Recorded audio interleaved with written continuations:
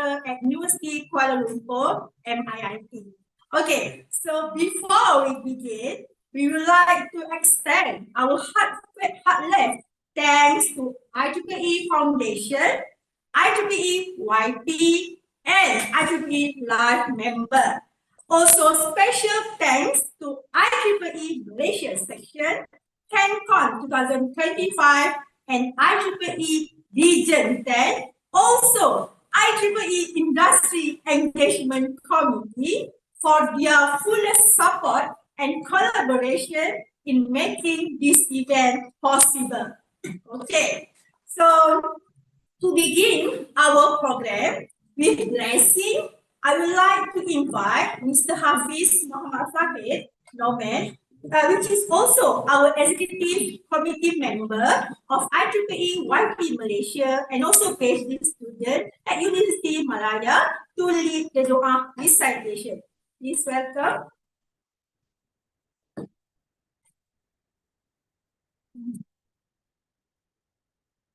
Thank you very much, Doctor. In the name of God, who is the most beneficent and the most merciful. Rabbi zidni ilma, Rabbi yassir wala tuwassir wa tamim bil khair. Oh my Lord, we seek your guidance for making this easy for us and make this beneficial for us and make the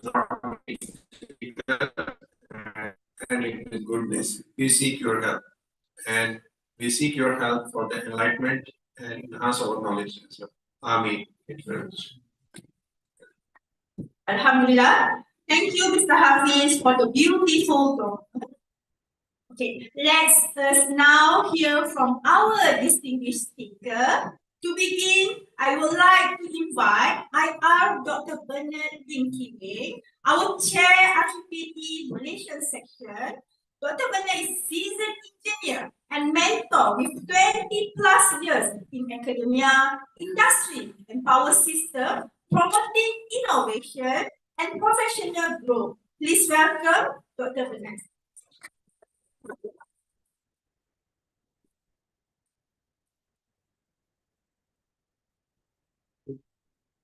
Good afternoon, all of you. Have all of you taken your lunch? Yeah. Thank you. I'm always one thing that there are two rules, you know. One, of course, is always difficult to do a presentation or to talk after lunch.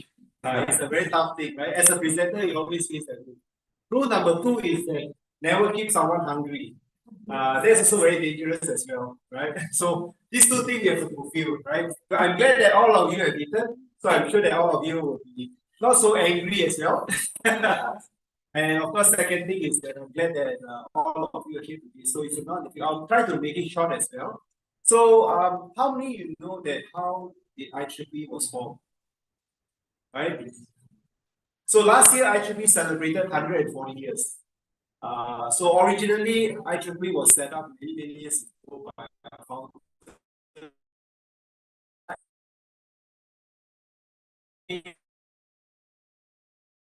Who are they? People like, for example, Edison, Marconi, right? You all know who are they, right? Anybody do not know?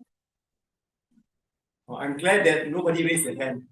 Right? If they are not here today, I won't be standing in front of here, and I'm sure all of you will be very bored because you won't have a handphone as well. Right? There's no tools of communication, there's no phone. Right? So over time, basically, technology have developed so tremendous fast. And one of the things that happened is that we are also keeping up with technology as well, right?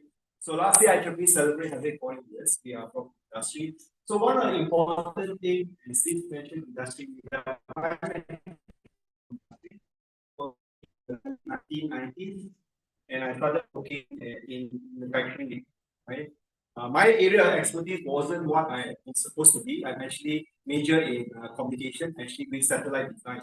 So that's my main core. But unfortunately, when I come back to Malaysia, I work in a Japanese company called Sony, and that's in consumer electronics.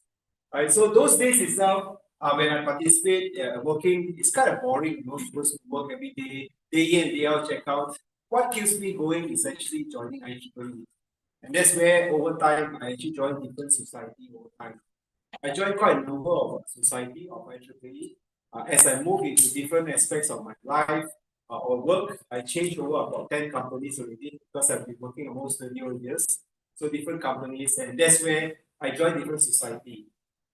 And YP is actually one important role where all of you are able to mix together. Now, right now, you can see most of you are from defense, right? But do you know in Malaysia section itself, we have about 32 student branch. Right? We just have a leadership camp few months, 1 month ago. I think who attended? UMS? Right, you are there, right? Right. So three of you attended it. So we get mixed around all cities around, and of course, not forgetting the industry as well. So industry meetup is very important for me personally as well, as one of the benefits of IEEE, right? So I hope that all of you will enjoy and take advantage of today's session. Let me get a good feel so that even our panelists uh, most of you are probably assume studying. How many of you are still studying? Okay, good. How many of you are already working? Right, so you have a good view, right? And of course, I think working will probably be your graduate member.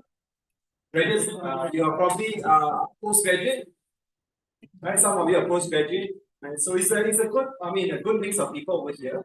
So this is where you would like to ask, if I were graduated from university, what am I going to do? Right? What is expected from this whole environment? And I mean, for ourselves, for industry, we are here to share with you our experience. So that we went through ourselves as well. We learn from mistakes. We learn what's from the industry, what type of jobs. And I do a lot of presentation. And I think like what the MC mentioned to me, I've actually worked in the manufacturing industry. Now I actually started my own company as well. I'm more like a technopreneur myself now. I have a few companies that I started. So now I moved to a different phase of my experience now. So now I'm promoting entrepreneurship now. So it's different life part of it. And I hope that all of you can continue to, after you graduate, look into what type of options that you have when you go out. And we are here from the industry to help you to provide the necessary experience so that you can choose wisely as well. Right? Please use this session. Typically don't follow Malaysian culture of keeping quiet. Right? Please talk, right? We are here to help, right? And we are here, don't worry, we are not going to penalize you. And we are here not to laugh over a question. There's no wrong answer here. Please talk about it, ask about it. We are here to help you to understand and to hopefully give you a good step forward, right, to moving to the next level. And of course, in IEEE itself, we have the student branch, which some of you are from. The tech phase of IEEE is actually young professional. And we have great leaders of young professionals here that have organized all these sessions for all of you. Please take advantage of it. Join us. We are just talking this now as well. As a young professional, it's free of charge. Right? So correct. It's free of charge, right? So as long as you're IEEE member, you can join. Of course, you initially a student member first, then it goes to graduate student member, right? And then of course you become a professional member, right? So I've been with IEEE almost 26 years now, right? And eventually, there's also IEEE doesn't end after finishing work. We also have line member as well, right? If you continue volunteer yourself, you can even up to 100 years old, you still can volunteer. Right? So please continue volunteer. I enjoy the volunteering myself, and I like coming here and sharing. And we have actually special program like mentorship program and so forth as well, right? So I'm not going to delay much further. There's a lot of good distinguished speakers here that are here today. Please take advantage. We really appreciate for their time they spend coming over here. Right, so we should give our big hand of applause on our speakers and panelists here today. So I will pass back to MC to enjoy yourself, and of course, most of you, I can't say welcome to most of you because you actually welcoming me. You're all from Sabah, right? So thank you very much for hosting us here today. Thank you. Okay, thank you so much, Dr. Bernard, for the warm welcome. All right, so next, we are honored to hear from Dr. Savitya Sumakumar, our chair.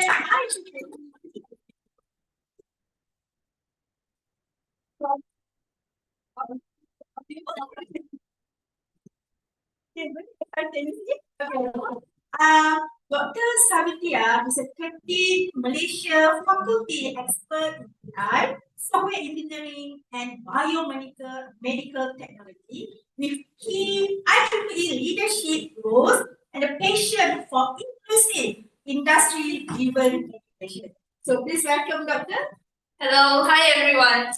So again, welcome to our industry meetup organized by IEEE Young Professionals here in Kota Kinabalu, Sabah. So as Dr. Bernard said, IEEE is very big. I'm by nationality a Sri Lankan, been in Malaysia for the past 15 years, started my studies just like most of you in Bangladesh. Then back to Philippines in Sarawak. I really love the Borneo culture here. When I come, I'm first time in KK by the way in Sabah, but I don't see a big difference from Sarawak to Sabah. Feel same like home. So again, welcome all. And in IEEE, we do have a global young professional representation. So I'm the chair of that. Then we have the regional young professional representation. So we have Region 10, Asia Pacific young professionals. Then we have it section wise. That's where Ropina and the team all are working hard to get all of you active and contribute to the community. So as a group, one family, our objective is to connect. No matter you're a student, no matter you're from industry, no matter you're an entrepreneur, but we are all early career, right? So we have our own challenges. It's not easy to transform from academia while you're studying to the industry needs. So when you're studying, it's all about learning skills. Go very slow, right? You learn slowly for 3 years, 4 years. But when it comes to industry, it's very fast. You have to apply your skills, you have to be vibrant, you have to be persistent, you have to be tough. But it's not easy to get that skills. You need to get the right mindset. And the right mindset is not something you can be taught, it's something you practice. So how to practice? Meet the right people. And how to meet the right people is by joining this kind of event, right? Having been part of a professional organization. So IEEE has a famous saying, it's one of the world's largest professional organization. We just hit 5 million members. And most importantly, to make it a professional home. Malaysia section is one of the largest sections worldwide. But how many of you are actively involved? Yeah, that's a big question, right? So the section needs young people to contribute in diverse areas. So today's session is focused on industry to bridge you to industry. Not only networking, but also gaining the skills, meeting the right people. Every single conversation made today might bring up a new opportunity and it can even change your life. So get use the most of the opportunity, the platform, and I welcome all of you and looking forward to talking to you all.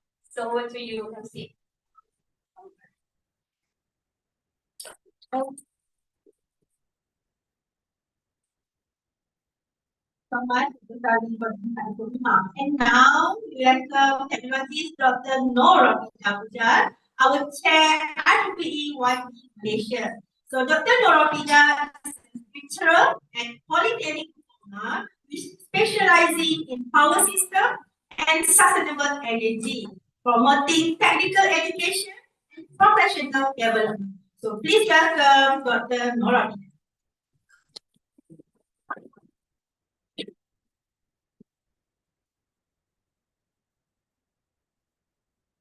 Okay, Assalamualaikum and very good afternoon, everyone.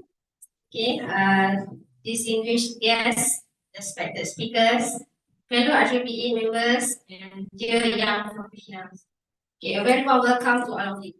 Okay, it's truly an honor to stand before you today. Here in Kota Kinabalu. It's my first time here, actually. And for our IEEE Young Professional Industry Meetup, held in conjunction of IEEE TENCON 2025. Okay, first and foremost, I would like to express my appreciation to IEEE Malaysia section, especially to Dr. Bernard, our section chair, and also from IEEE live members, okay, and then IEEE Foundation, Dr. Savitia, our IEEE And so, yes, and okay, and then their unwavering support, encouragement in making this program possible. Okay, this event would not have been possible without the strong and generous support from IEEE loan funding, okay, for allowing us to bring this initiative to life. And IEEE Initiation for their continuous guidance and trust. And the last, IEEE member for their transportation. Okay, your contribution truly embodies the IEEE spirit, connecting experience with innovation. Okay, this industry meetup is just another side session. It's a bridge connecting emerging talents, industry from across the world. And as we gather under the theme emerging technology and industry trends, our goal today is to create meaningful conversation. Okay, and that go beyond technical talk and explore how we as young professionals can shape the future of industry. Okay, through technology and creativity and collaboration. And to all students and young engineers here today, okay, whether you are from Malaysia, Indonesia, or other parts of the region, remember this: your career journey doesn't start after graduation, but it starts today. Okay, and it starts when you decide to be curious, to explore, and to engage. And then that's why today our program is built around three elements. Okay, which are panel discussion to discuss how to thrive after graduation, and number two, from industry spotlight to hear what company really want from young engineers. Okay, and then the key point is a roundtable engagement where you can directly speak with industry leaders, mentor, and IT professionals. So take this chance and ask questions, make connection, and don't be afraid to share your story. Because sometimes a single conversation can open doors to a lifetime of opportunities. And then I would also like to extend our deepest gratitude to all industry leaders here, okay, who have made time to be here from Sabah Electricity Mahan. We have Rachel, and from Ikan Tiki, we have Cik Diana, and we have Mr. Pung from Radio Bah. Okay, and then your presence brings real insight to our young professional. Truly appreciate. And to our organizing team, thank you for dedication, teamwork, and passion in turning this idea into reality. Okay, they are true embody the activity spirit advancing technology. Okay, before I end, I want to remind everyone, FPPE is not just an organization. It is a community built on connection, mentorship, and impact. And each of us has a role to play as innovators, educators, and leaders in building a more sustainable and inclusive technological future. So let's make today not just an event, but a spark that ignites collaboration, build confidence, and inspire the next generation of engineers and change makers. Okay, thank you once again. I wish you all an inspiring and productive session. Okay, terima kasih.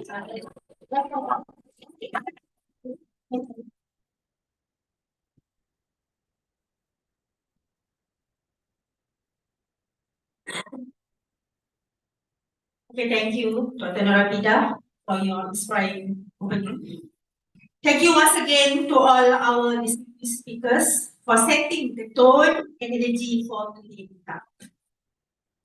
So we now move to our panel discussion, moderated by Mr. Hisham Nias, Operation Lead for IEEE YP and PhD candidate specializing in EEG and deep learning. So please welcome Mr. Hisham and all our panelists.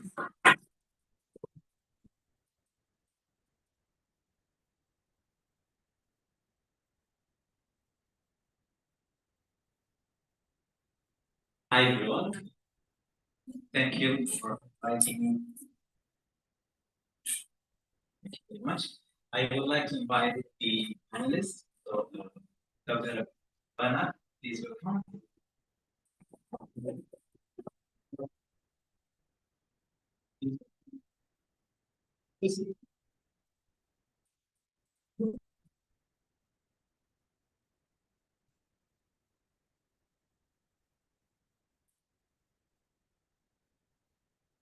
Okay,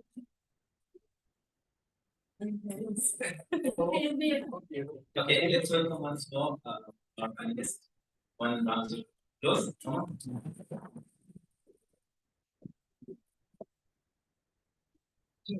Can see panelists in the industry and working in industry. And many of you also work in studying in university. So we are now here to discuss how to bridge the gap between the industry and in the industry and the university. How to thrive as well. You see the title after graduation. So introduction already done. So that is thanks for the MC for doing that. Let me try to use this. That's very much. Oh, I I thought this is it.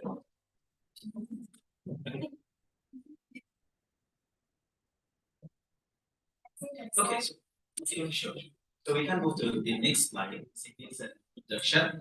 Let me start with.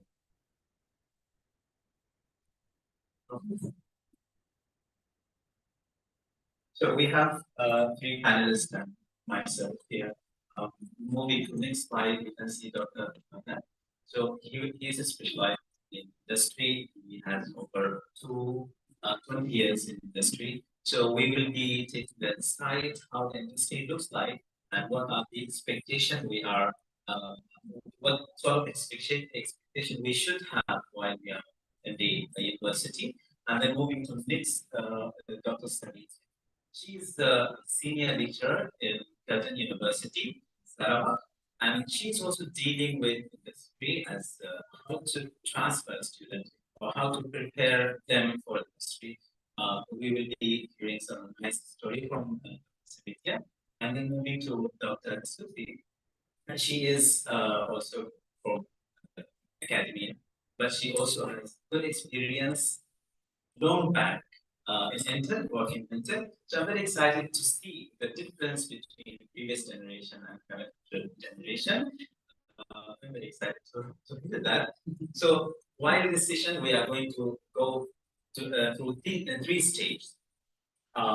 First, we are going to discuss how we should prepare in the industry to go to the how to prepare in the university to go to the industry. So basically transferring in the industry. Then after that, when we are stepping into the industry, how the mindset should be, what sort of expectation we should, and then after that, when we are in the industry, what sort of skills we should develop and how to maintain the learnings or continuous learnings and how to do self-branding, which is very important. We can hear from the panelists. So let's start with the first topic. 3 points we are going to discuss. Maybe I would like to start with Dr. Khan first on these three points. But what sort of skills required in the industry? Because the students is still, they don't have the exposure to the industry, right? So what sort of technical skills and professional skills they should develop while they are studying in the university? Thank you very much.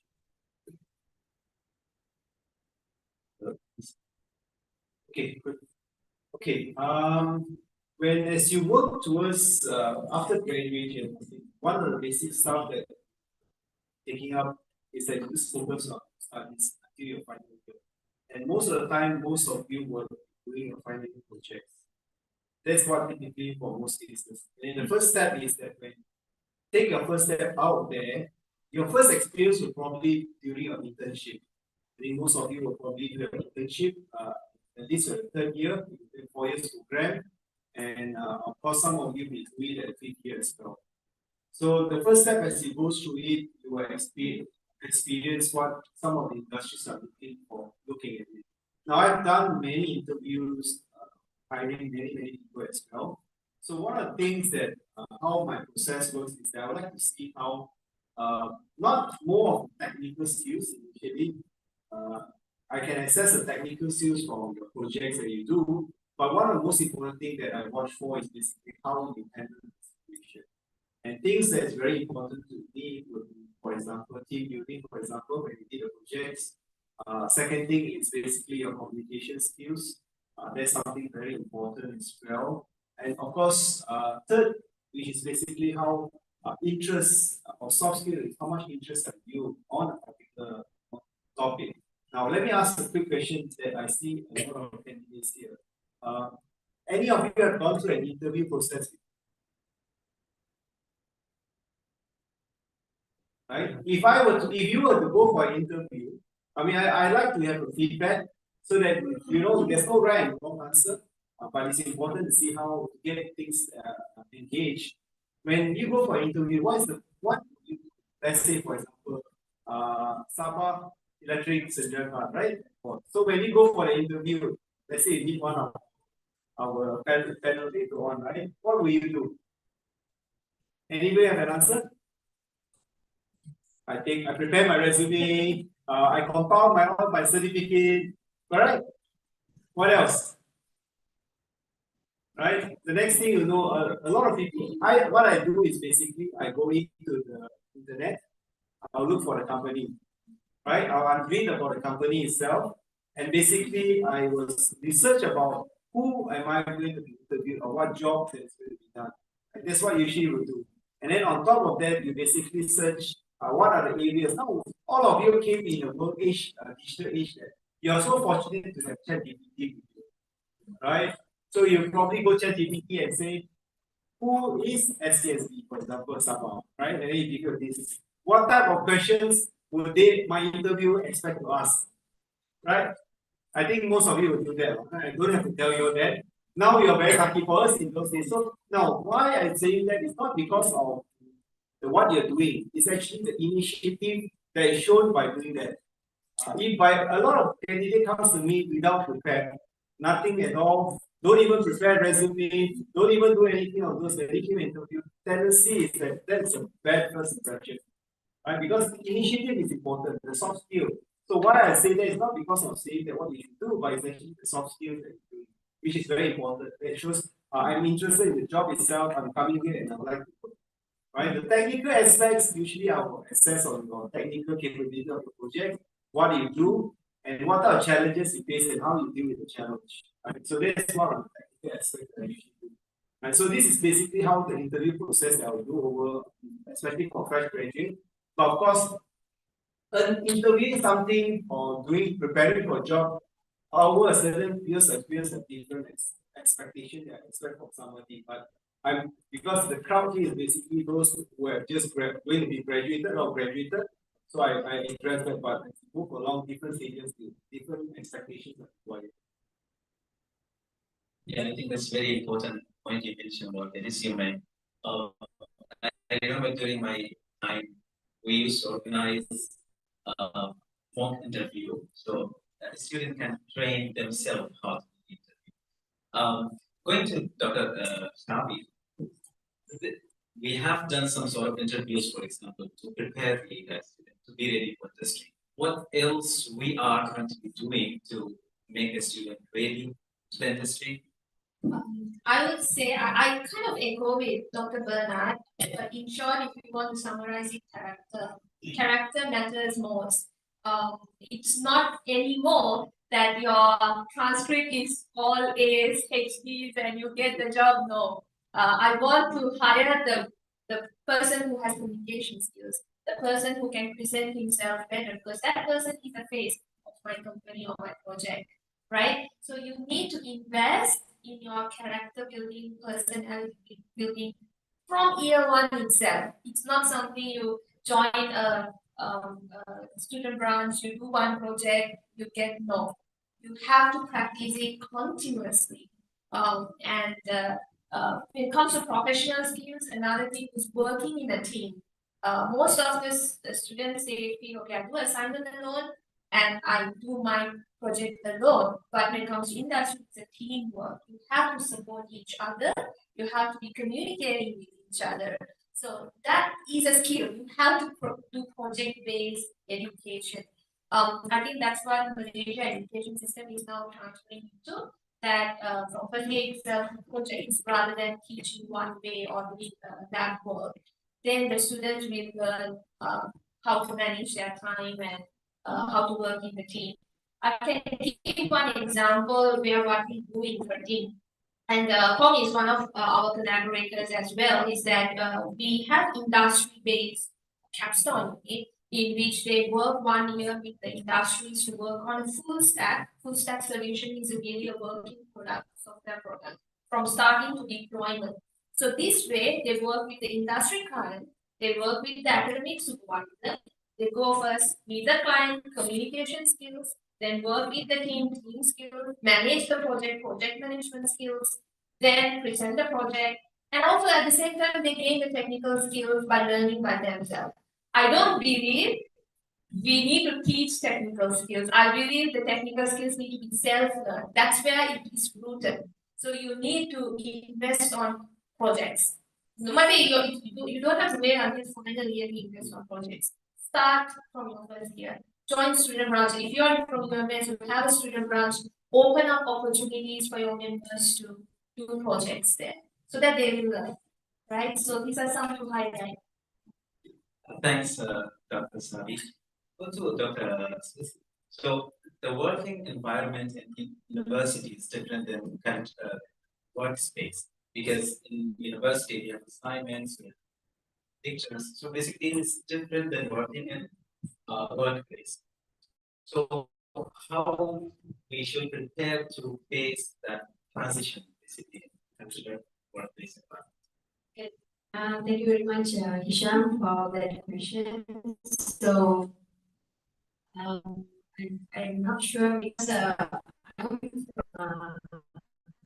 finished my undergraduate for 4 years. I have some industry knowledge, and I joined academia. So I've been in academia for 15 years now. So, so when you are in academia, when you are in undergraduate, but before that, I want to ask, is everyone familiar with English? Ada yang boleh faham bahasa Melayu saja? Is anyone all okay with English? Or you want other language beyond English? All okay? Yeah, because language can be a barrier. Language can, sometimes when we speak in English, some people they feel they don't understand and they cannot relate and they just blank out.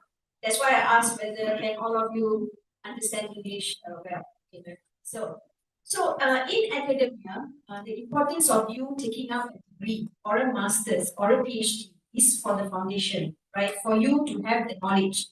We all, I think, I hope all of you are electrical engineering students.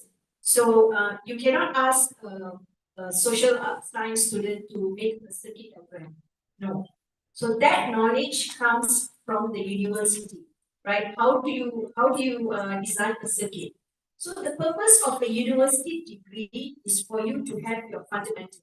You must know your RC circuit theory, you must know your Moore's law, all the fundamentals. So that is the fundamental for you to use in your application when you go out to the industry.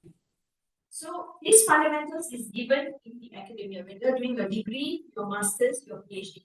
So you work really hard and you score all A's, right? So your fundamentals are done. Okay, but that is not all. Like what Shelly and what Bernard said just now, it's not all about A's. You can have 100 A's, but if you don't know how to open your mouth and talk, if you don't know how to work in a team, nobody is going to hire you. So Bernard mentioned just now, when he looks at the resume, he sees whether you have involved in any projects, right? So as an undergraduate in the university, what you are learning all these subjects, what you need to do is to find what is your weakness. Where are you weak during your 4 years or 3 years of undergraduate studies? Maybe you're a shy person. Like just now, Bernard asked a question, right? If nobody take up your hand, maybe you're scared, or maybe you're scared to take up your hand. But first of all, you must know what is your weakness. And that 4 years of undergraduate year is the time where you find out where am I weak in. Can I speak well in English?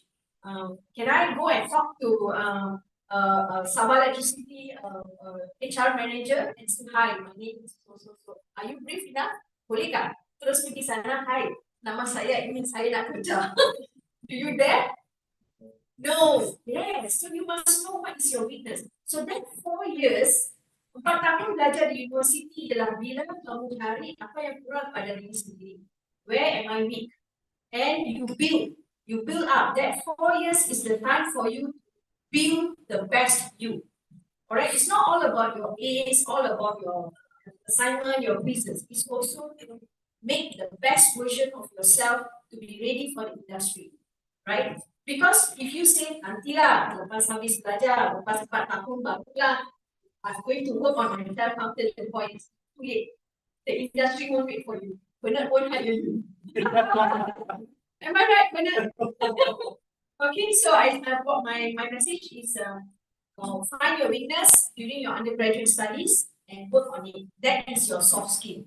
Either it's talking or learning a new language or learning something else than from your engineering degree, maybe AI, maybe something else. Learn that during your 4 years of undergraduate academic. Yeah, and one point you mentioned that getting A's doesn't mean that you are good, right? And also managerial or management skills is very important. Therefore, I want to go to the next point, which is in industry we are dealing with hierarchies or with senior people, or even not in our field. For example, the engineer, I'll be dealing with management. So there are multiple challenges, especially communication challenges. How to overcome these challenges? Maybe Dr. Bernard is a good person to address this point, because there are multiple challenges in terms of communication issues with management or the project manager or project leads. How to overcome challenges? So one of the biggest challenge, I'm sure that coming up front here, of course you do your final year project, you do your presentation, right? So all of you, I mean, it's okay to make mistakes. And one of the beauty of why you have this is that you go up front and present your paper. It's those who hear doing presentation. And it's always good, and it's okay to get to answer questions from the spectators as well. That's one option that you can do to overcome your shyness. Right? The other aspect that you do is organize activity. Right? Some of you will be asked and say, can you volunteer yourself? Let's say organize a session like that. So you should be saying, yeah, I want to volunteer. Why I say that? Because it's where you expose yourself. And like not for anybody when you make mistakes. Because at the end of the day, we as leaders try to encourage people who like to motivate all of you. So one area is to organize and come up front and talk. And of course, you can organize events.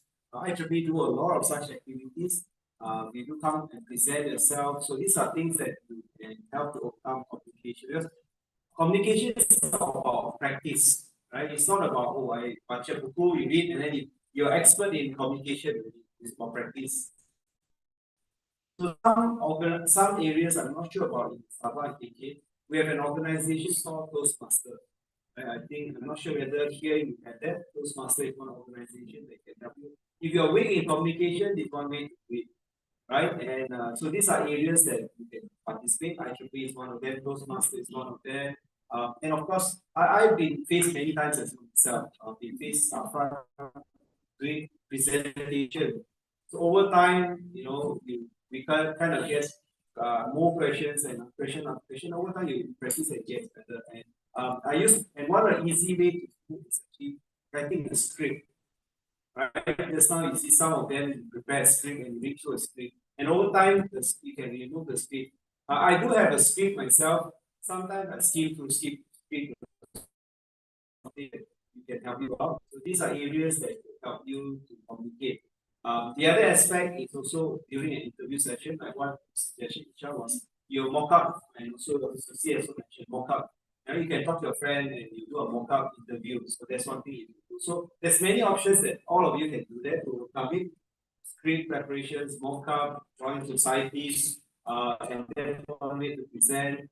So these are areas that will come, assuming that your communication has issues. And the other thing that you'll probably learn, I'm not sure whether your communication is that you do we call what we call play cards, fly cards, right?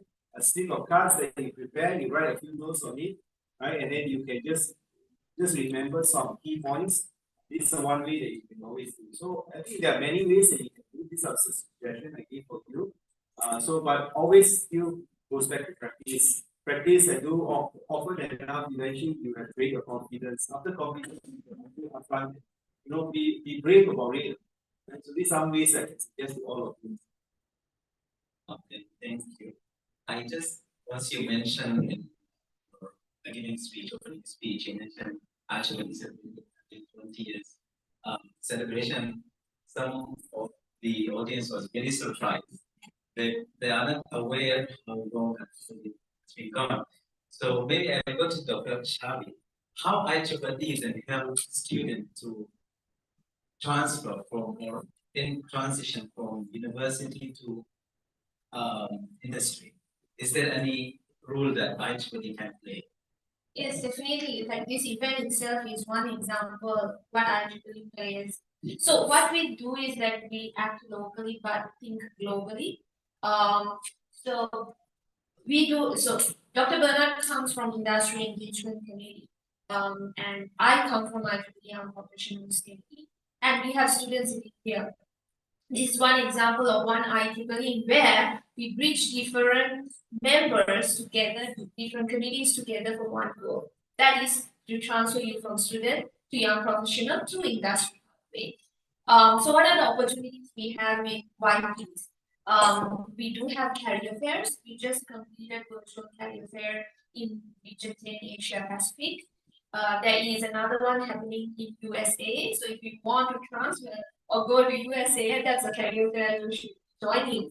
So it's virtual. That means you don't have to go to USA to attend the interviews.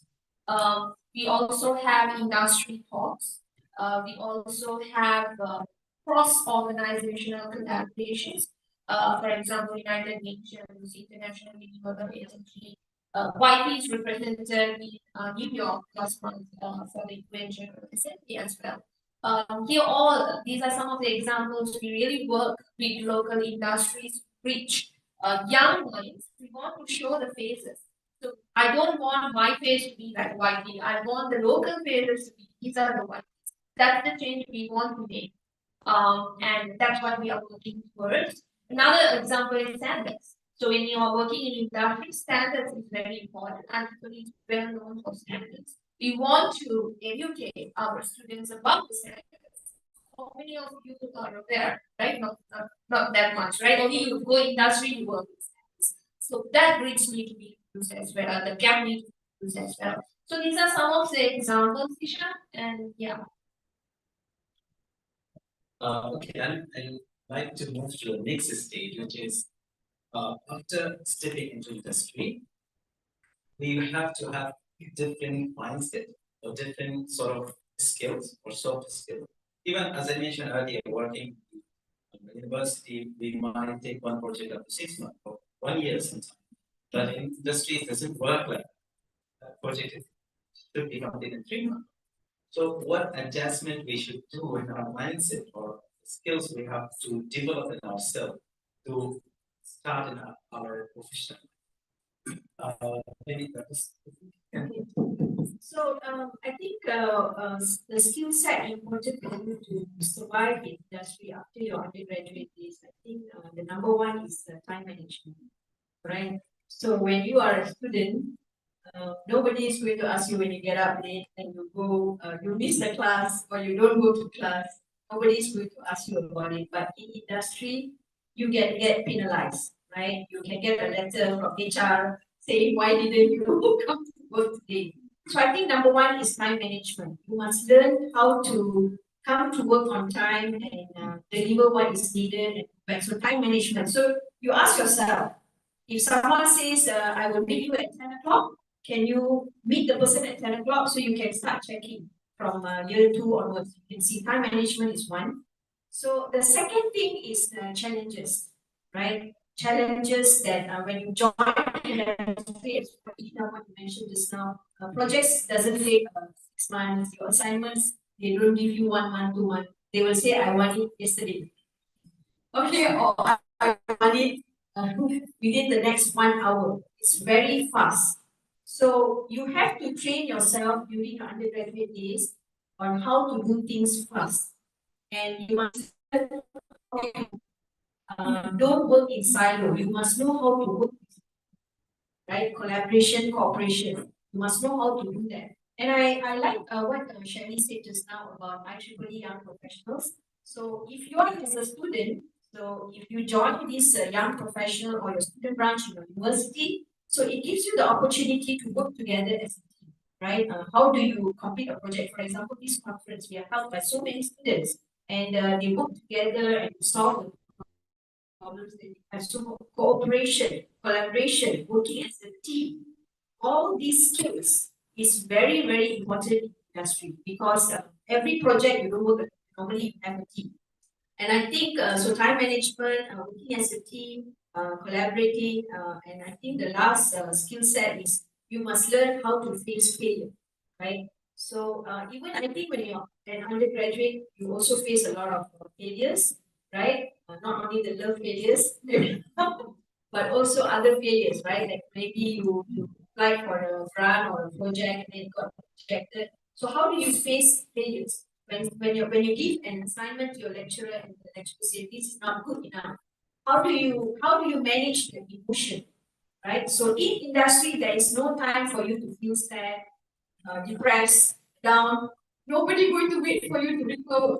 Okay, so you must learn how to manage your emotions, and you cannot be depressed so long. You must come out very fast. You must learn how to do that, right? That is very important.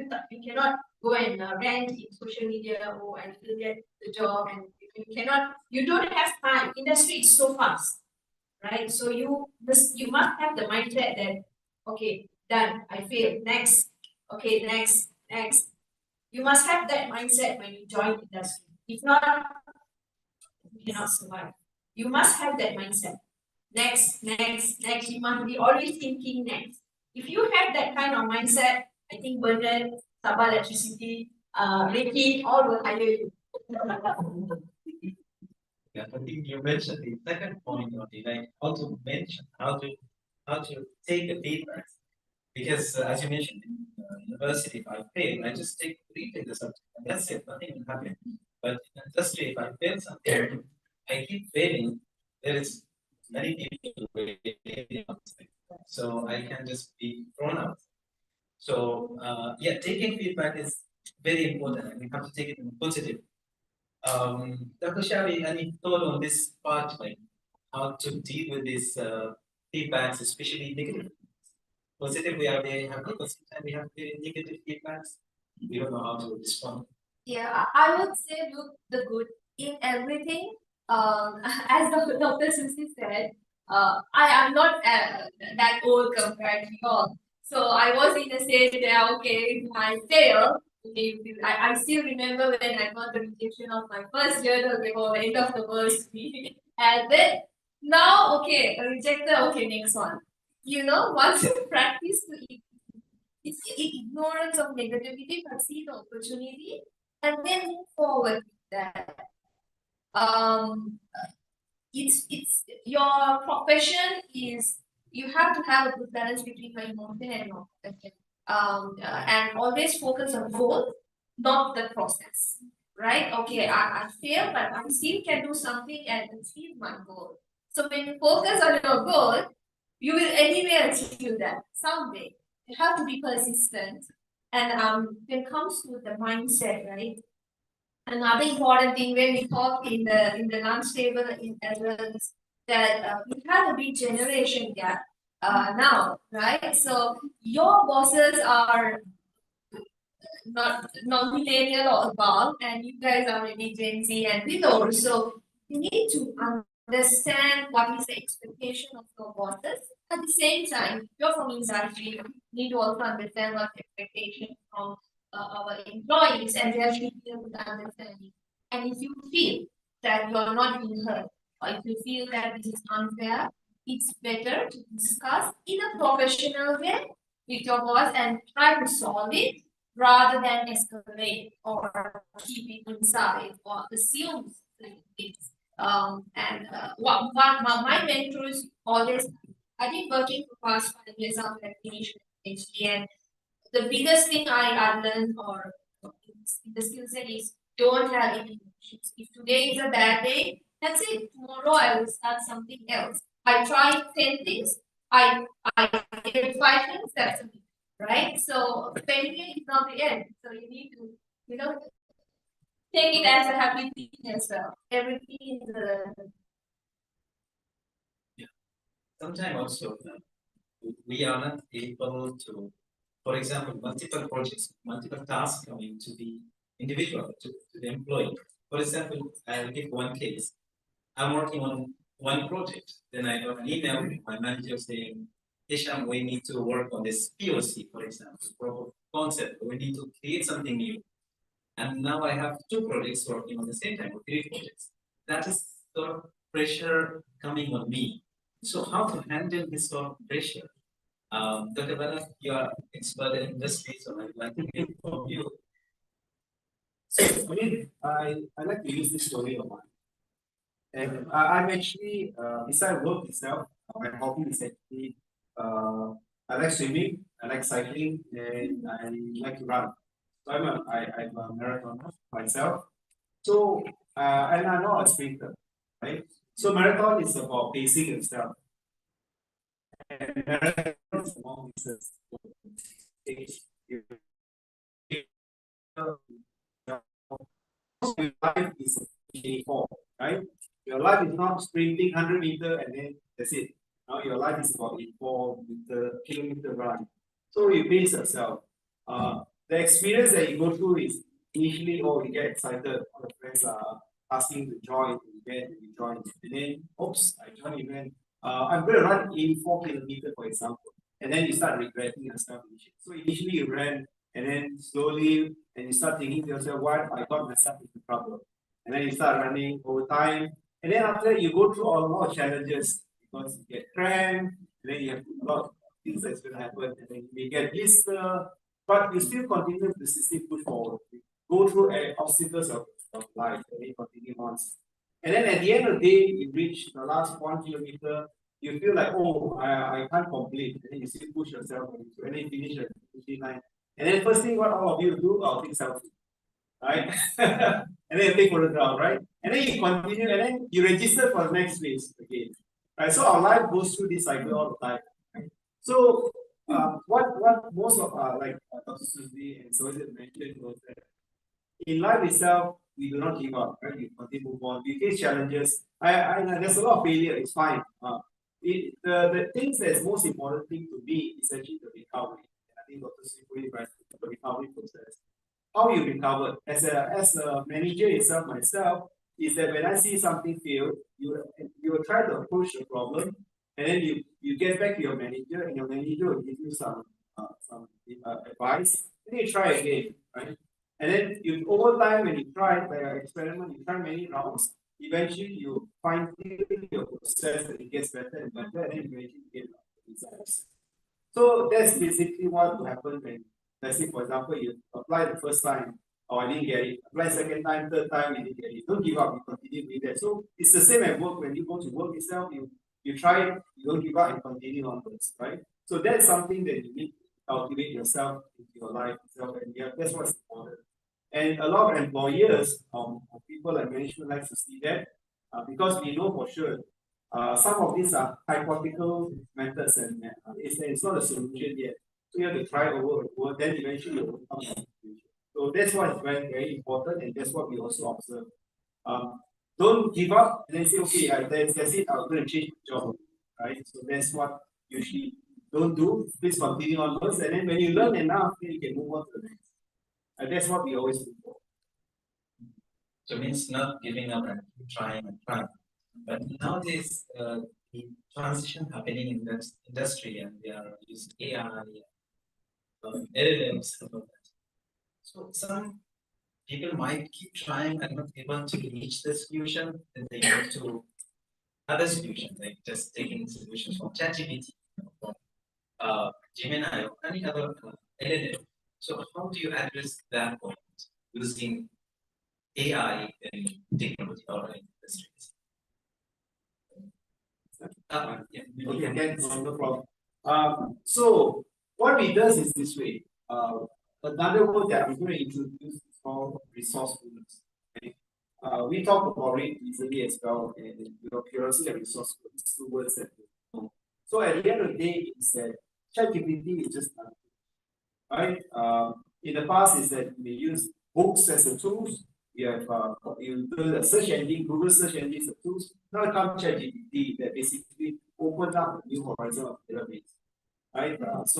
And of course, one of the things that we were just chatting over lunch earlier as well.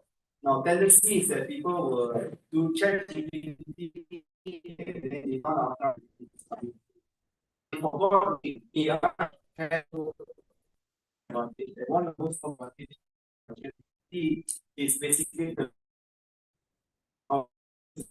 hallucinating itself, which basically means they cannot find a solution online, they create a solution, and then they actually share the solution, right? Please be careful about that, right?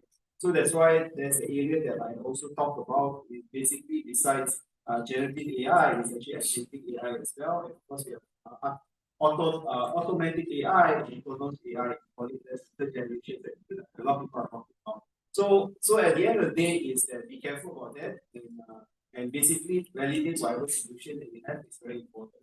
Right? So yeah, it's just another tool that is available. You can use many other tools. You can talking to us speakers. It's also a tool, right? It's also a tool. Talking to your supervisor is also a tool. Talking to your manager is also a tool. So it is another tool.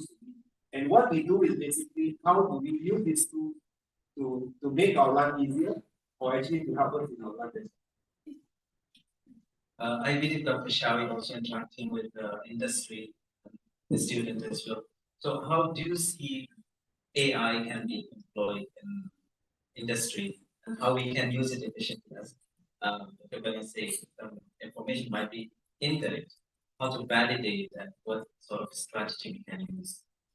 Okay, so 2 years ago when the whole ChatGPT era came in, it was not that accurate or funny the way environment they're generating, but now it's becoming more and more accurate. I was in a state where, I used to tell my students, no ChatGPT more than AI, just go to LinkedIn and check what's the AI page. And I just feel like how much I can control. It is an assistant tool. And when I talk to industry reps, they are they want people, as I said, as Dr. Susi has said, they need fast solutions. So if you can use an AI tool, fast solution, it's actually great. But my biggest concern is when we were studying, we didn't have ChatGPT. We learned everything by scratch. We looked into textbooks, we search in Google. We know how to search, we know how to think. But now, if you fully rely on AI tools, you don't have this ability to think. Your cognitive skills are not that activated. So that's my biggest. So something happen and then whole Wi-Fi go and no change. Can you survive? I'm confident to say I can survive, right? Yeah, but can you survive? Can you imagine when you're writing application thesis, we write by ourselves every single word, every single sentence, 6 months of editing. That's how we do. And now when I look back, wow, we have done something very great. Now we can't even imagine that. Okay, so that's the biggest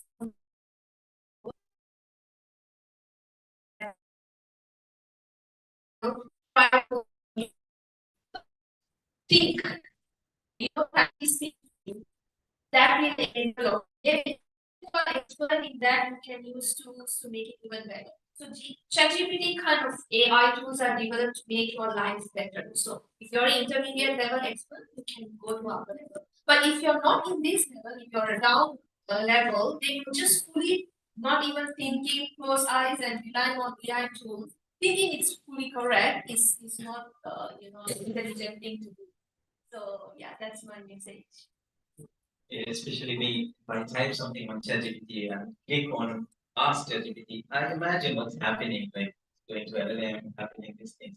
But the issue is that we are not aware about the backend, what's happening, and we assume this is correct. And as you mentioned, can see previously I used to type everything on laptops, but now I start writing on notes. It's more convenient to me. Also, it has a kind of thinking. Whenever I write something, I start thinking about it. So what do you think about to see on this thing, using AI and what skills we had earlier, like human skills, I can say, like writing and thinking, not just in the idea on ChatGPT and applying it all. Yeah, I agree with what Dr. Bernard and Dr. Harry said. So it's a tool. So if you think back 10 years ago, I think none of us were carrying this, right? We could just talk and all that. But now everyone carries a phone. So now, in addition to the phone, we have ChatGPT. So it's a tool, right? And as what you mentioned just now also, all of you, all of us, we are the best AI, right? We are the best AI, right? Whatever machine or whatever tool cannot beat your brains. You are the best AI actually. But it's just that, as what Sherry said, the more and more that you lose your cognitive skills, right? So the way to overcome, and also it's also not 100% accurate. So you have to double check the facts and so forth.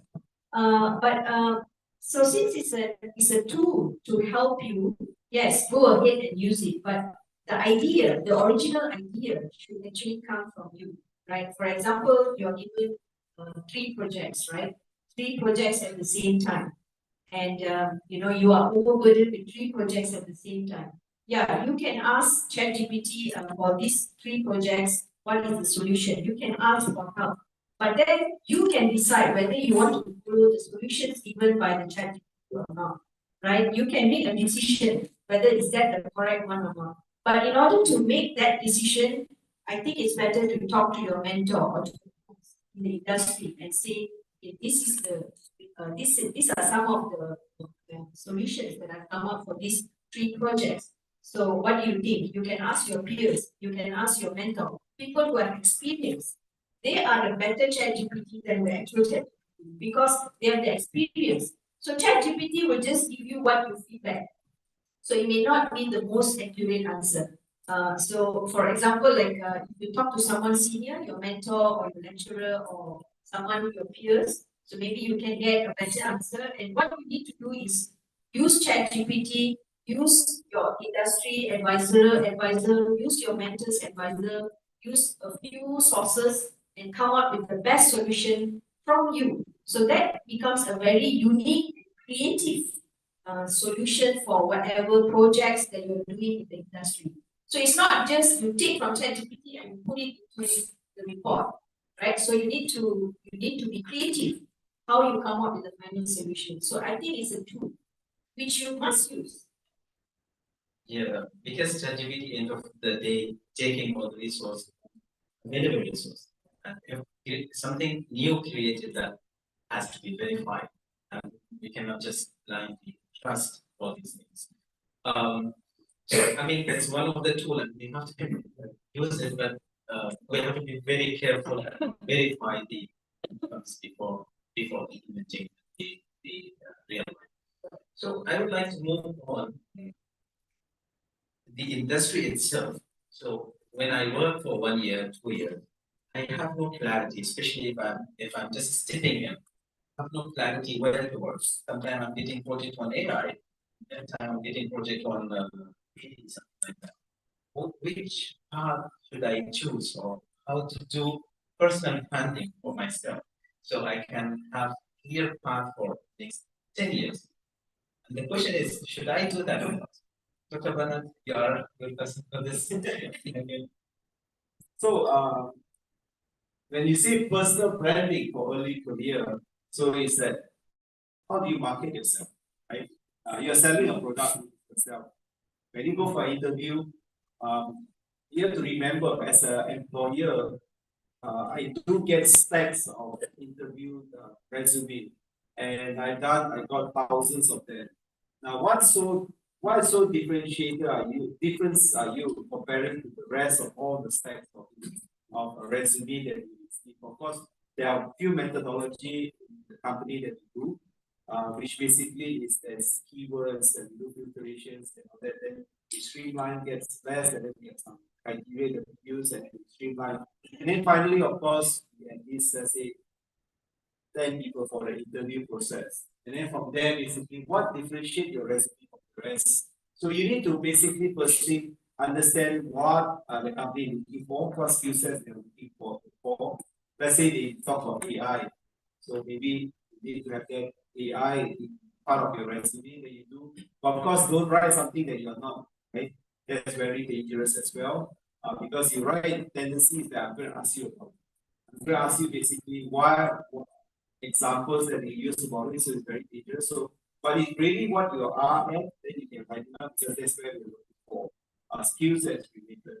So, of course, the other aspects that I think Dr. Susi did mention was about your curriculum activities as well, because that basically tells you about your team building. Because in the beginning, you have no experience at all. You only have your projects and you have basically your resume, and most of the your resume will be maybe 1 pager, right? 2 pager. But of course, the other thing is that you have to make it simplified resume as well, because your resume is where you brand yourself, right? You don't write a resume, don't spend with IEEE YP does a lot of this resume writing, a lot. Learn about how to write a proper resume. It's very important because that's your first impression. When I receive it, that's my first impression. If you write something that first thing, biggest mistake in a lot of resume, typo error.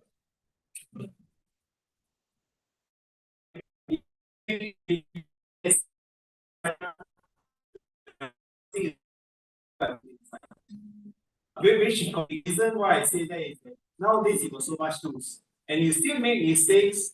If you have typo error, I'll move your resume next time. Not talking about skills, automatically move. So because that tells the impression that hey, you're not serious about the details. Typo error, sometimes I know unintentionally, but then, right? So very common mistake, typo error. It can be, for example, facts that you write not clearly. That's also one issue. Not only typo error, English. Now you have a lot of tools available right now. Those days, for all of us, we don't even have tools. We have to take a typewriter and we have to type it out. That's Dr. Suzy, you know. We have to type it and there's no way to do it. We have basically to do it with typo error. But nowadays, you have computer, you can actually do it. And then of course you have spelling check, consonants check, so you got many tools available. So when you still make mistakes, then unfortunately that's where most of our employers, like for myself, if I see a typo error, the first thing I move aside, right? So branding is important, but branding in a way not like, for example, you advertise yourself, but it's more projecting some of these things. The other important thing is also dress codes. That's another very important thing. Impression is important. Like someone comes for an interview and you wear a t-shirt and jeans, for example, or wear shorts, for example. That's also very bad. So that's part of the branding aspect. So it's important that you dress properly. Now, of course, a lot of times if you go to America, some of them they wear shorts and shirts.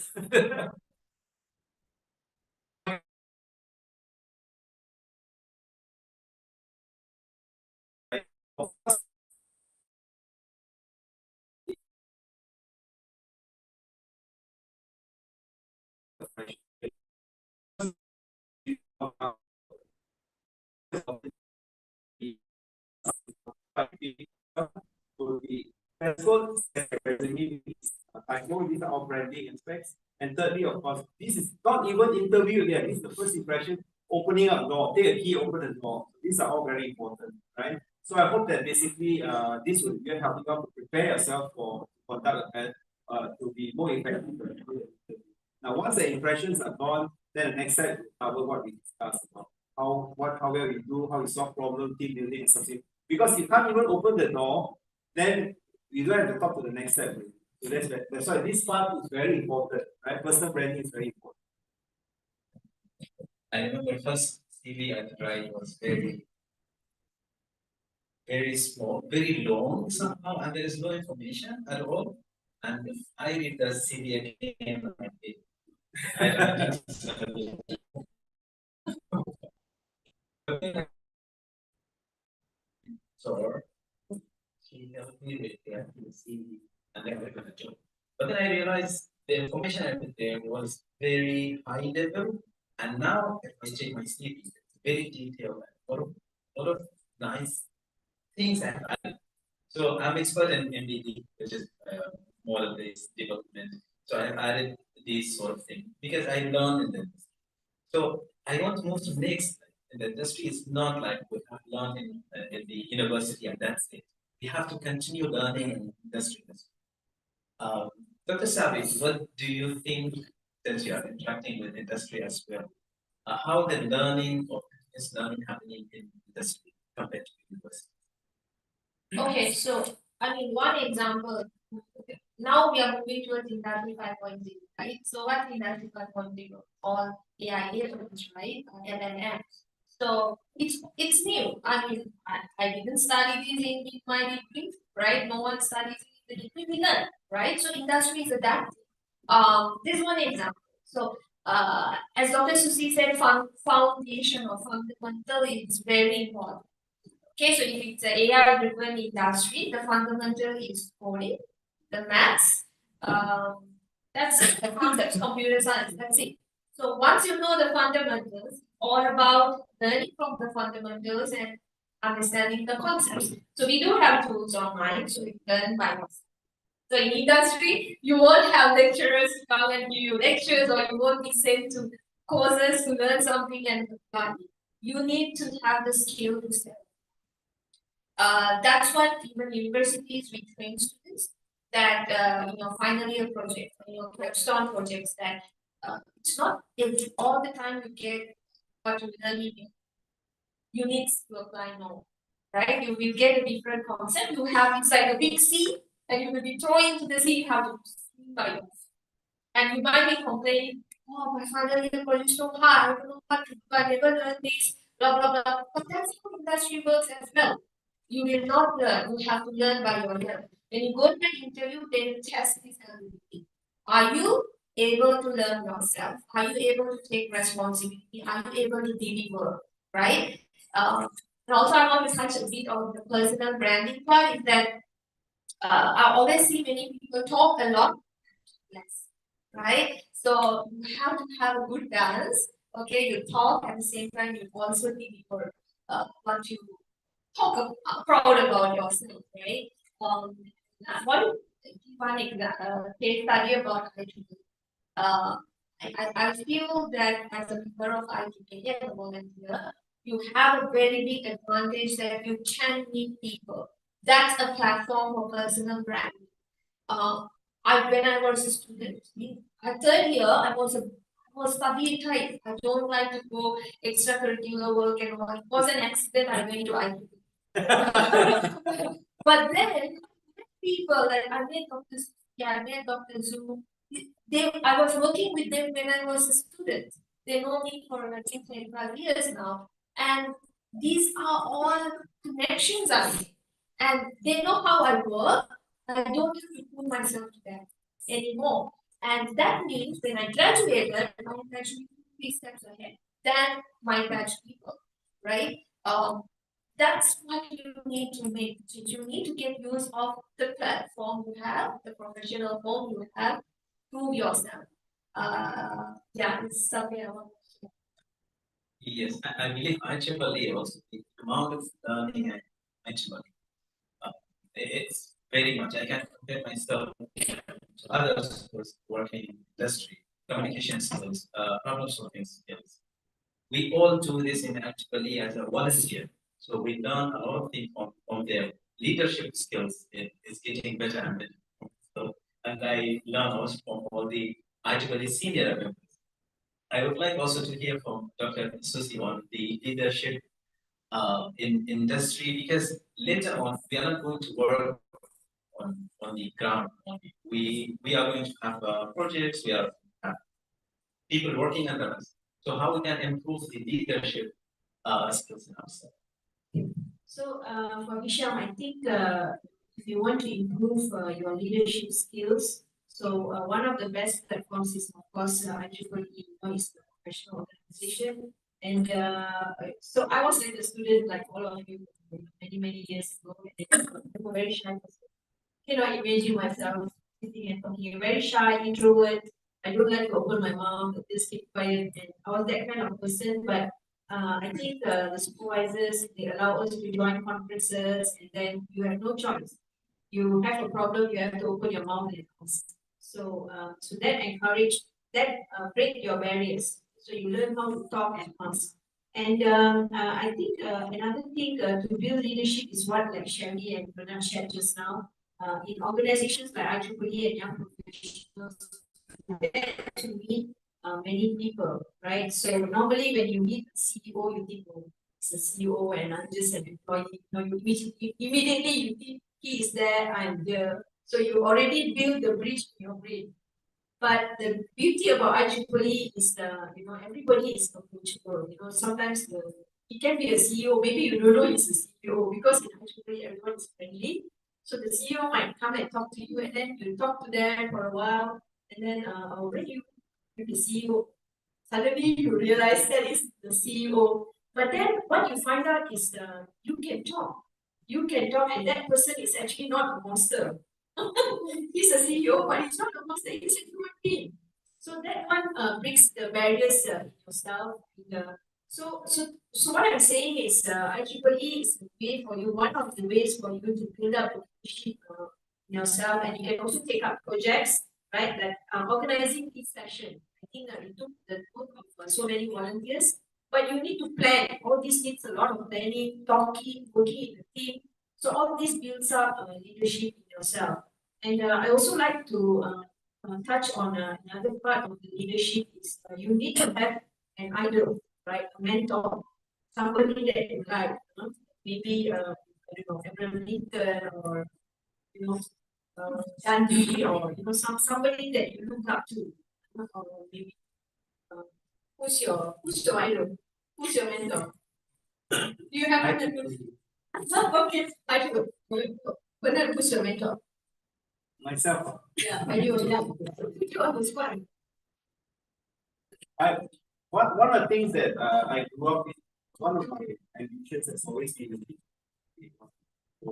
and one of the things that I have a crazy idea I wanted to explore space. That was mine. And basically, I have a few people that I like, and of course, recently, actually where I came from is actually Bill Hewlett or William Hewlett, Dave Packard. I'm not sure who you know who are they. HPG.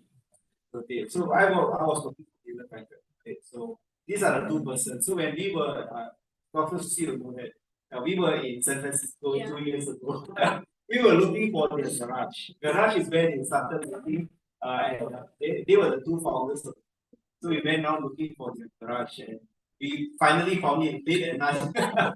So these are people that inspire us to move forward, and I did that. So I followed their footsteps as well. So I started a company myself with 5 people and grew up to 100. And we were working not in a garage, but working in a bungalow house, not an office space. So eventually we grew a company. We have 100 employees under us. So you have somebody to follow their footsteps, and then inspire you to move forward. So you do identify some of them. You have opportunity to actually somebody that know very well. Then the program that I can call Rising Star. It's very inspiring for the young professional, or even student also, right? So he can tell you a little bit more. You see, and last in April itself, there an event in Tokyo, which is actually the award events by IEEE. Steve Wozniak was around, and the YP actually organized. I'm sure you all know who is Steve Wozniak, right? Right, the person, one of the co-founders that founded Apple. Right? So we also, so these are people. Actually, has a lot of those inspire people to be, right? So that's one way that you can. Yeah, so sorry if I may just add about the leadership. So you need to have a mentor, like who you want to become, right? It's not necessarily one person, it can be a few people. And I just wanted to talk about like personal branding. I think a lot of millennials, they have social media, you have your, that is also another kind of personal branding. So you have your Facebook, your Insta, your TikTok. So be careful about what you post, and people can search you up, right? And so you need to brand yourself correctly, especially if you're going to work in an industry. So you can also put the positive things, how you volunteer to work in a team and do a project. So that will show that you're a leader and shows your leadership skills. So your personal branding can also come from your social media. So what I'm saying is, if you want to post something negatively in social media, be careful about what you're posting, because people can easily search you up. And another method for leadership is also, we have also many micro credentials, right? So micro credentials are, if you see in LinkedIn, it's called LinkedIn Learning. You can use LinkedIn Learning to learn up new skills, right? Maybe you are very shy, you're not brave enough to talk in English, or maybe you are very scared to go in front and talk to a person. So all this you can do that. You can build up these skills in LinkedIn. You have Coursera, you have EDX, all these platforms where you can have new knowledge to build up yourself and make yourself a better leader. Thank you very much. Yeah, we agree with you. Sharing everything on social media. This is single point. See, it's thank you very much. And one point, last thing I want to mention, you mentioned something about talking to CEO and we are not aware. By the way, we might have CEO in this room as well.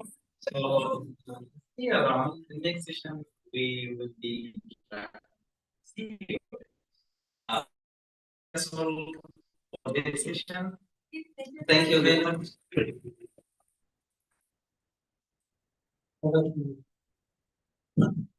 Okay.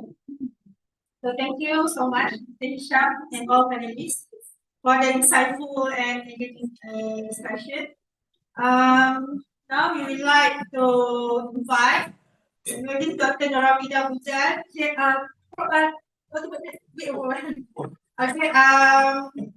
To present tokens of appreciation for our esteemed panel. So we have Dr. Savitia here.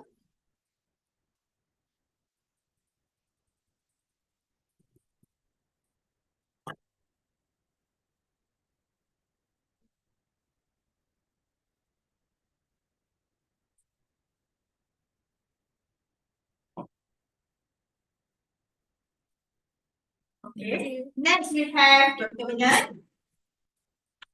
Okay.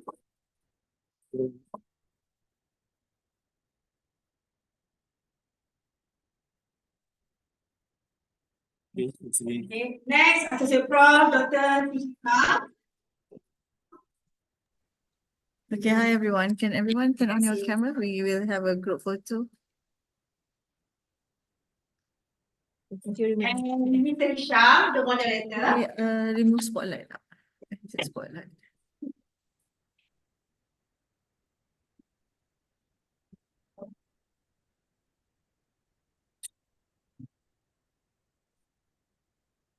Shafiq, can you remove the spotlight?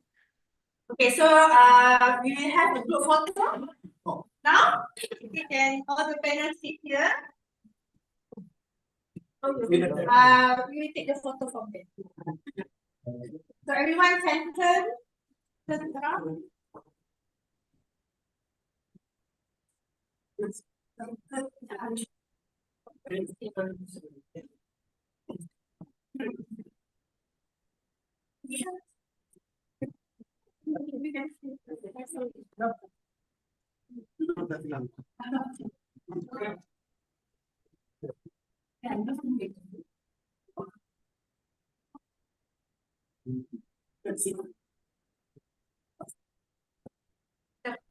Tak apa, tak ada orang layan. Tak payah ambil gambar lah. Semua semua bukan dengar ni.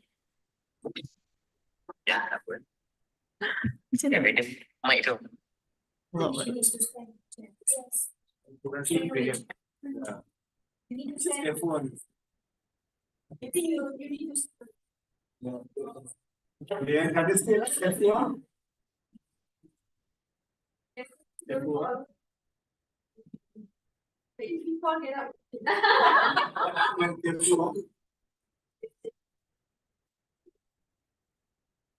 Apa bawa ada ambulance?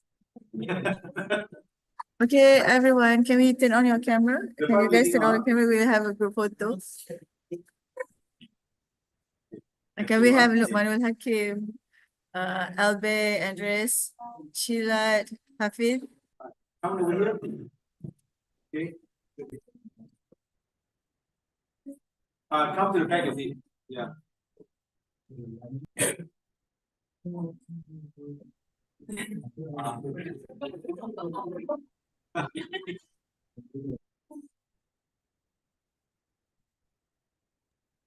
Okay, so whoever, okay, thank you everyone. Okay, we will take photo right now. Okay, 1, 2.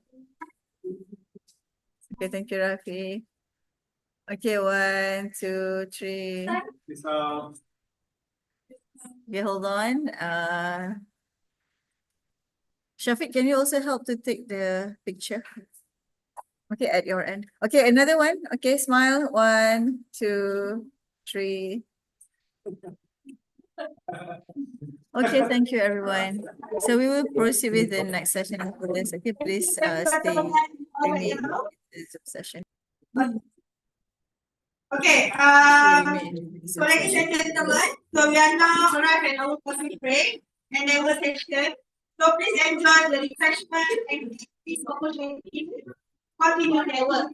So the video for refreshment is located at the level 3, but please come back in 15 minutes. We are about to start later on. Alright? See you later. Level 3 or level 4? Sorry, level 4.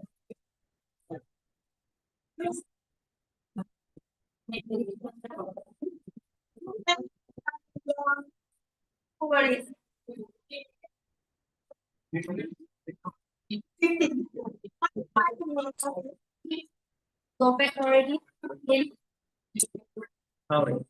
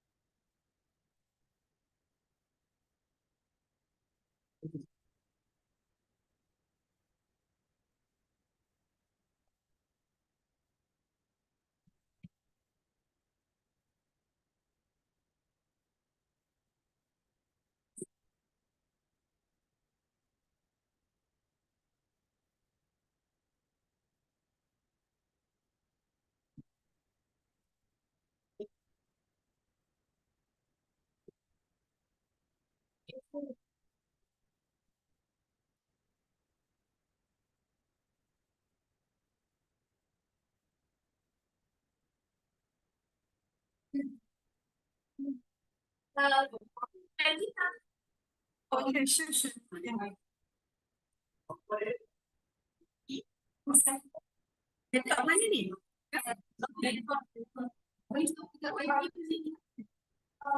Yeah. Swiping.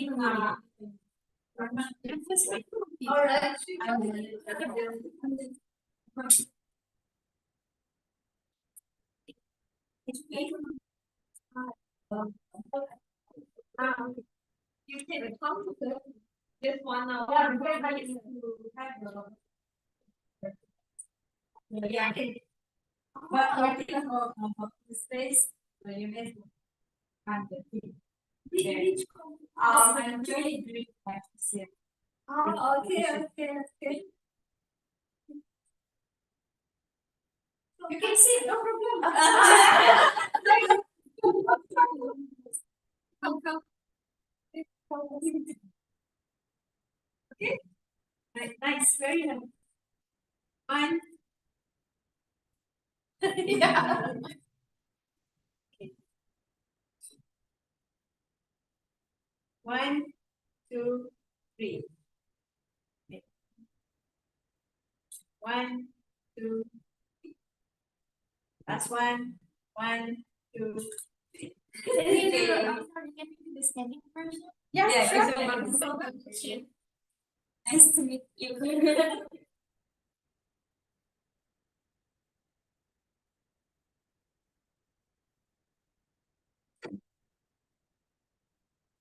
Okay. Yeah.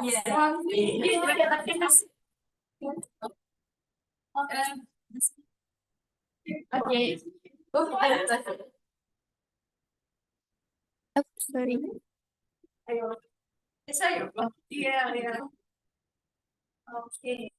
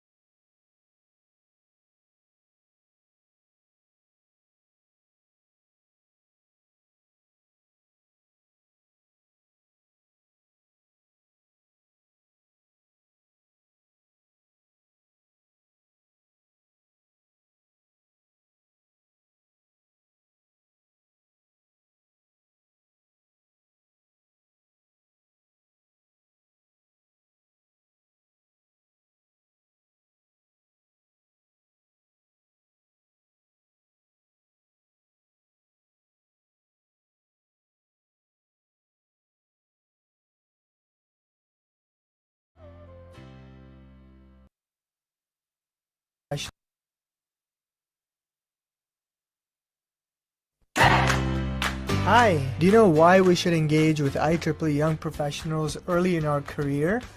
Well, what is IEEE Young Professionals and how can it help us?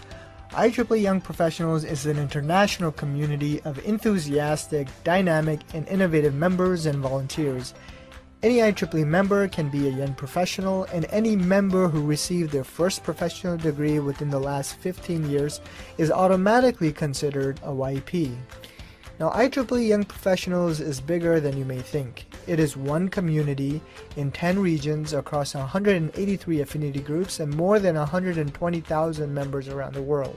So, why should we engage with IEEE Young Professionals, you ask? It is a place to connect and network with other professionals, enrich our career and personal lives, and participate in social events and activities. We can participate in many professional networks such as IEEE Collaboratech, IEEE email account via Google Apps, and take part in local meetings and online activities such as conferences and job fairs. We can also access the IEEE Center for Leadership Excellence for on-demand content. This really is an excellent resource to equip us with professional development skills. The benefits go on and on, particularly for young professionals early in our career as well as students. We can enhance our technical skills by accessing ebook classics, IEEE member digital library, Spectrum and Potential magazine, IEEE Explore, conferences, and more. Look, the bottom line is this. We can participate in exciting local events and global webinars for topics such as assessing emotional intelligence, fundamentals for leadership and ethics, heroes networking for engineers, survival guide for scientific writing, conflict management, negotiation tactic, and others. For all these great reasons, engaging with IEEE Young Professionals may be one of the best decisions that we can make in our personal lives and professional career development. That is why we should engage with IEEE Young Professionals.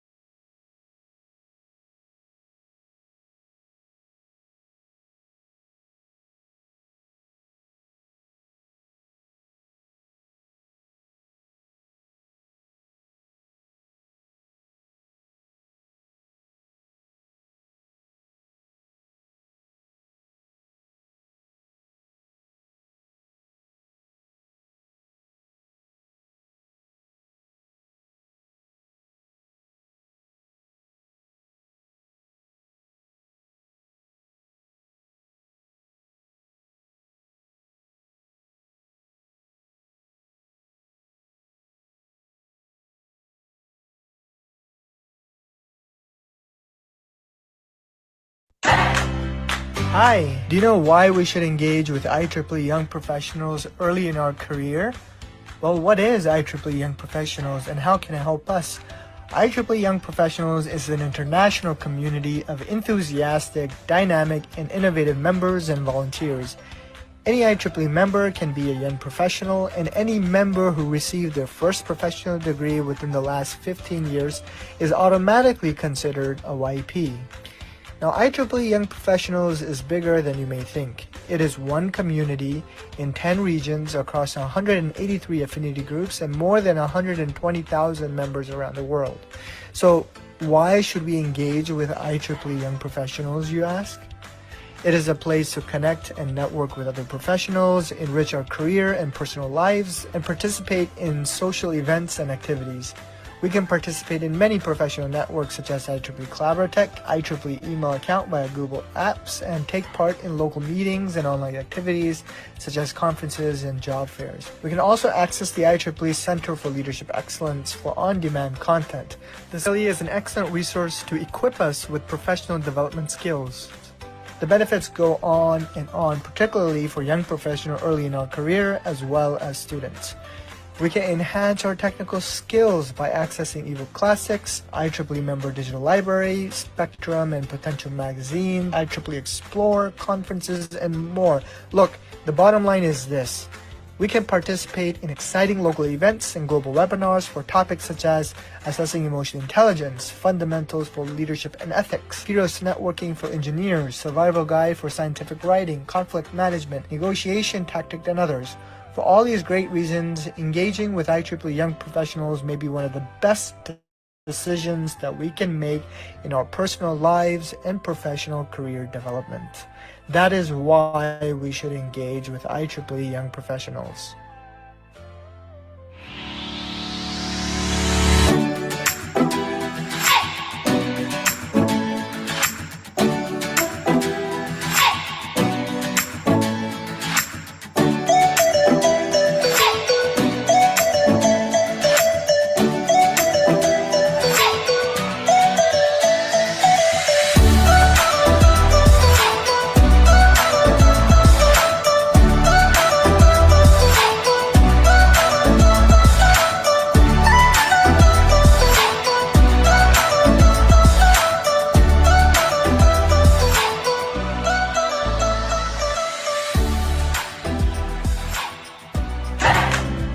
Hi, do you know why we should engage with IEEE Young Professionals early in our career? Well, what is IEEE Young Professionals and how can it help us? IEEE Young Professionals is an international community of enthusiastic, dynamic, and innovative members and volunteers. Any IEEE member can be a young professional, and any member who received their first professional degree within the last 15 years is automatically considered a YP. Now, IEEE Young Professionals is bigger than you may think. It is one community in 10 regions across 183 affinity groups and more than 120,000 members around the world.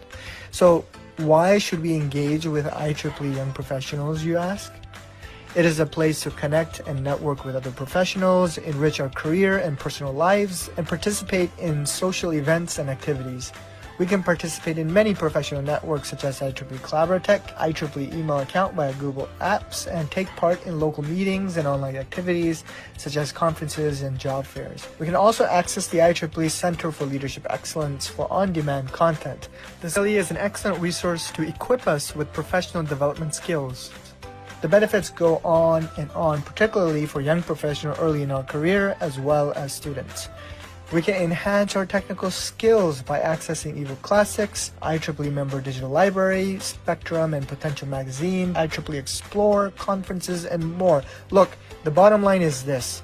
We can participate in exciting local events and global webinars for topics such as assessing emotional intelligence, fundamentals for leadership and ethics, heroes networking for engineers, survival guide for scientific writing, conflict management, negotiation tactic, and others. For all these great reasons, engaging with IEEE Young Professionals may be one of the best decisions that we can make in our personal lives and professional career development. That is why we should engage with IEEE Young Professionals.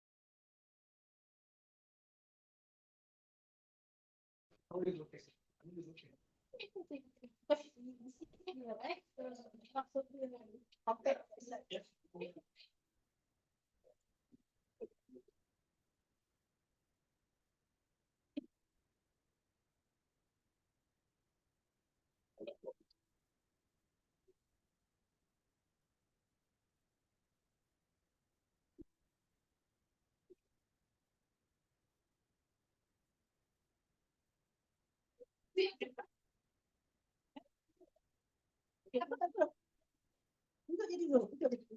Kita orang passing dulu. Tak apa, duduk je.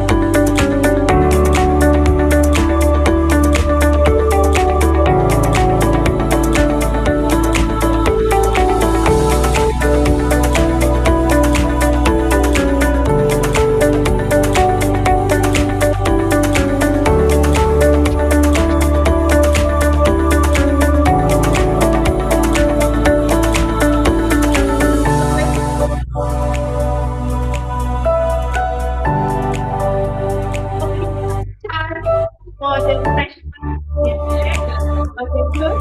Yeah, don't worry, just now we thought that the refreshment is just outside the glass box.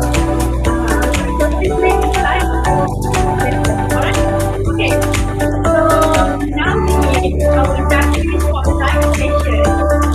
Start here directly from our industry spotlight about what companies are looking for in young engineers.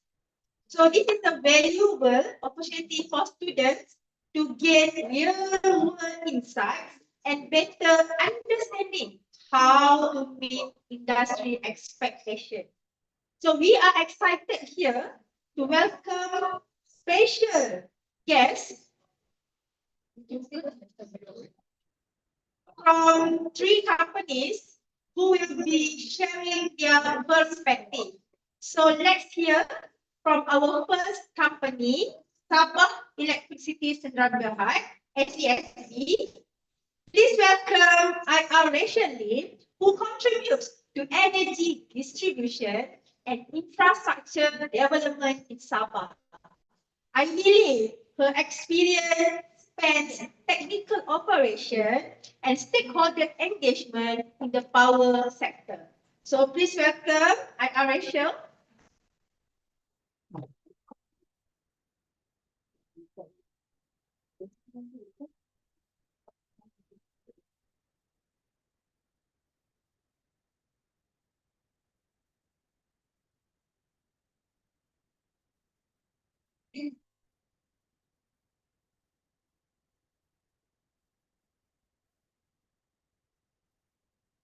Thank you.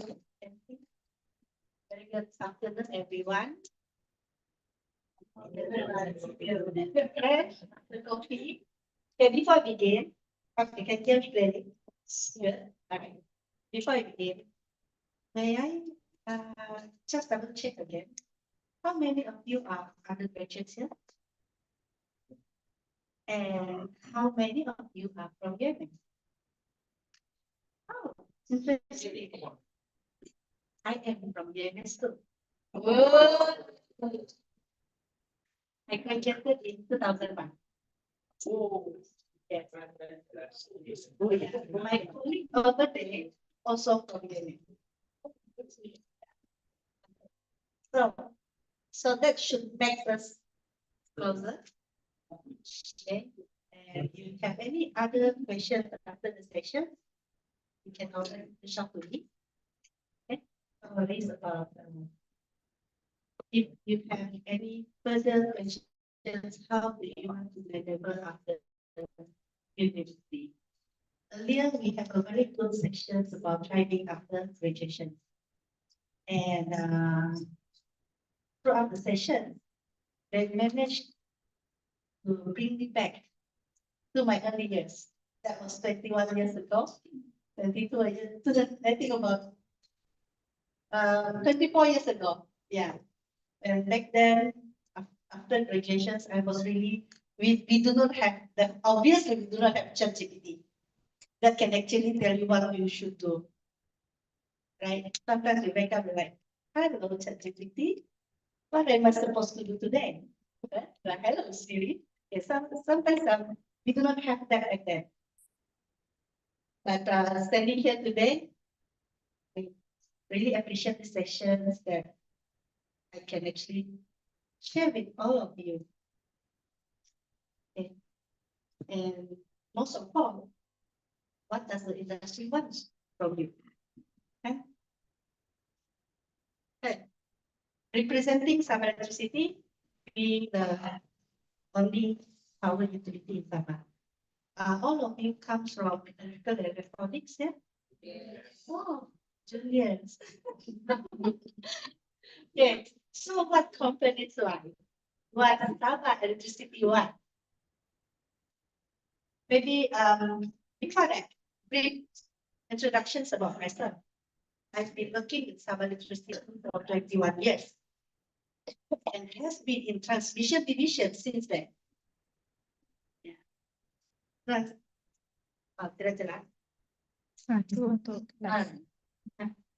Yeah, I started as a maintenance engineer. And later I shared a bit of how I actually climb up the ladder. And throughout these sessions, there will be a brief introduction about Sabah Electricity, the in-demand skills, what we are looking for in you. And interesting part, your career starts here too. We are actively hiring now. So who is going to graduate soon or going for internship soon? Any one of you have done internship? Any one of you done internship in Sabah University? One of you done in transmission? Siapa? Did you see me? When was that?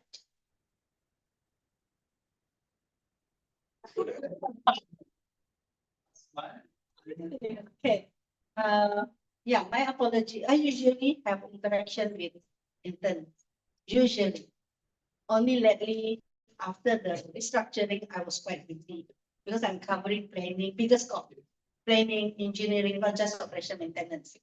And I spend a lot of times going outside, meeting the stakeholders and meeting the industry.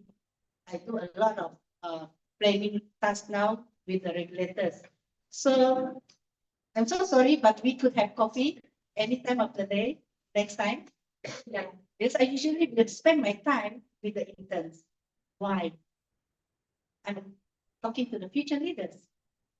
I'm very interested with future leaders. The interns that come, I'm really curious. What are you actually thinking? Yeah, and I really wish to help you to have a good start in your career. So, and also, basically, upon coming here, I spoke to our HR because I do not want to shock the lyric. Yeah, I may say another things, but the HR may think otherwise. So I spoke to our HR. What does actually HR look into is in terms of policy, in terms of overall demand, because I'm only covering transmission.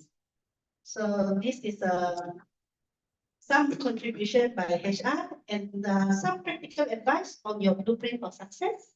And finally, this question I really like to ask. What would you do if you know you cannot fail? What would you do?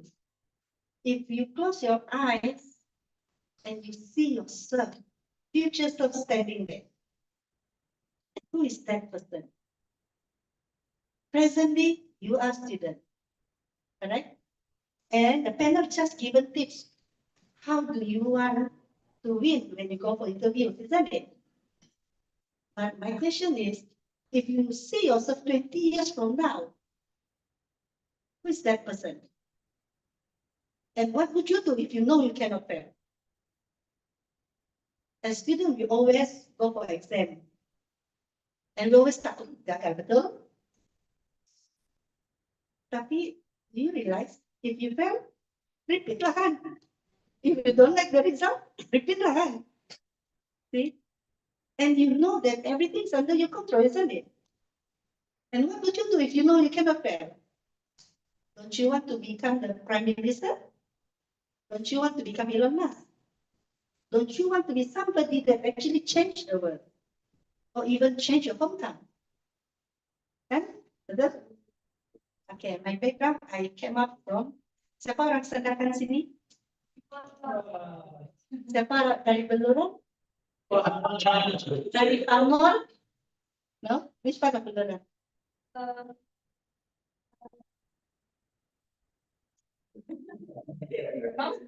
Lupa. What is the name of the country? Monopod? Yeah. Nango. I'm from Sabah. Oh, Sabah. Okay. So we come from a very remote area, betul? Siapa nama? Saripah. Yeah, very remote area.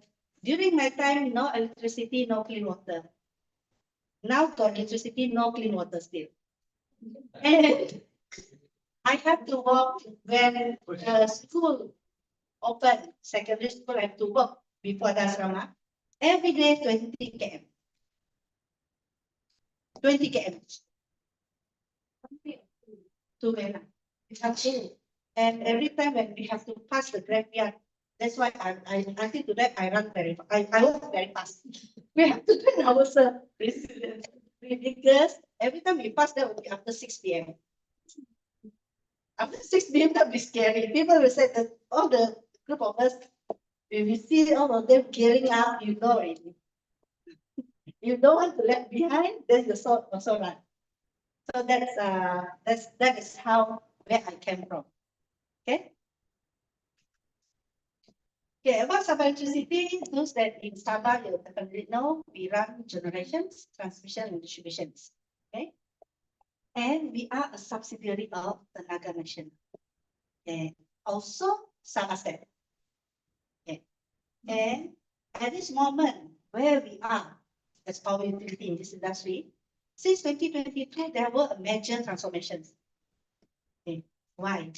Because now we are not no longer just providing electricity. The industry is talking about what? RE, energy transition, and there's a lot of digitalization, AI. Okay. And with the ESG, people are talking about sustainable future. That is not just reliable, also smart energy future. Okay. And the key initiatives, among others, we are talking about grid modernization, integrations, and digital transformation. This is a much, of course, being the engineers, if you fundamentally, you must be an engineer. Yeah, but the industry is going through this like trend. Yeah, some pop trend. What are the recent trend? So this is for the energy industry. This is the one. You go anywhere, people talk. You go any conference, people talks about energy transition. Talks about RE. Talks about digitalization. And now talking about AI. Very soon, purely about comparing all AI in delivering reliable supply. And this is not just your challenge alone. It's the challenge of us who is already here. It's not just you need to prepare. It is us that must evolve first. Betul? So the challenges that you guys are facing, that you are worried so much, the one that we are facing now, those that is already in the industry. Okay. In demand skills, okay, ini dari pesanan from our HR. So, take photo. They're looking at these three areas and the technical skills, of course, and analytic tools. But you must have a strong analytical skill too. Remember, it all starts with you. What are you capable of? What are you good at? Then we come to the tools, right? But HR, these are the things that we are looking at, the essential soft skill, problem solving, and analytical thinking. And for the LSS is the large scale solar, renewable energy integration. So the power system analysis, we also looking for power system engineer who is good at PSIC, can do simulations, and project management, and knowledge about energy storage system. Look at it, adaptability and collaboration. Those are the skills that cannot run. And grid reliability enhancement, we have to unlock big asset management. So we're looking at skills in asset management principles, predictive maintenance, and all those algorithms and protection conditions. Okay. Anyone have not taken photo? Okay, so the news internship programs we always open. Yeah. If you want specifically to learn about transmission, you can specifically request. You cannot request from HR, you can direct PM to Mira. And your advantage when you come to us, I'm not sure which part of transmission you were in. Which department? Oh, Afizan.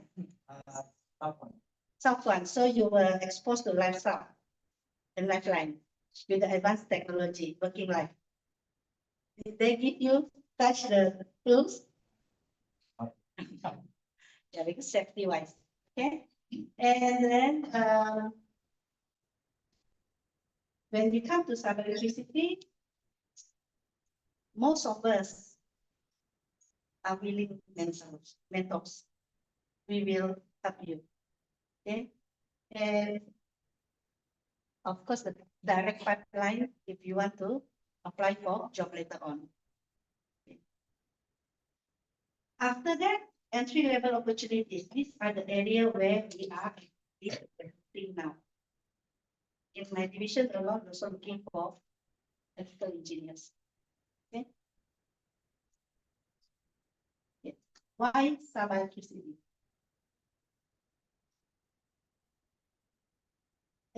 Any one of you that really follow the trend of anything?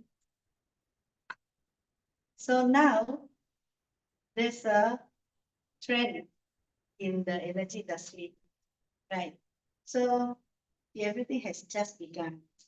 Okay, digital transformation, RE integration, and we actually, you know that we have Sabah electricity have the largest battery energy storage system in Southeast Asia. In Nagato, 100 megawatt or 400 megawatt hour. Okay, so when you come here, basically your exposure to the latest technology is direct. Okay, and maybe that is just the beginning. Use the trend, you can go out to anywhere in the world with the same skill that you learned here and upgrade yourself. Okay? Because I think especially IEEE provide a very good platform. You can actually choose anywhere to work. Okay? And being the subsidiary of TNB, then there are opportunities to leverage in the ecosystem.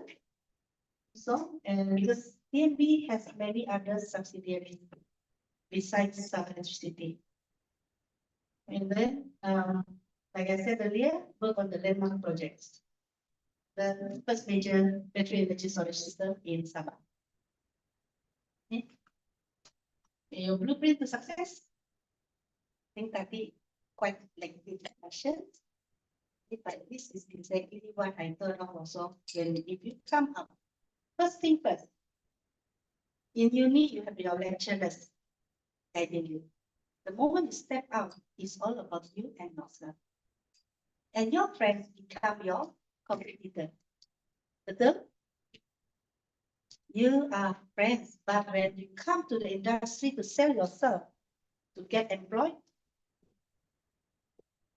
your friends become your enemy. Yeah.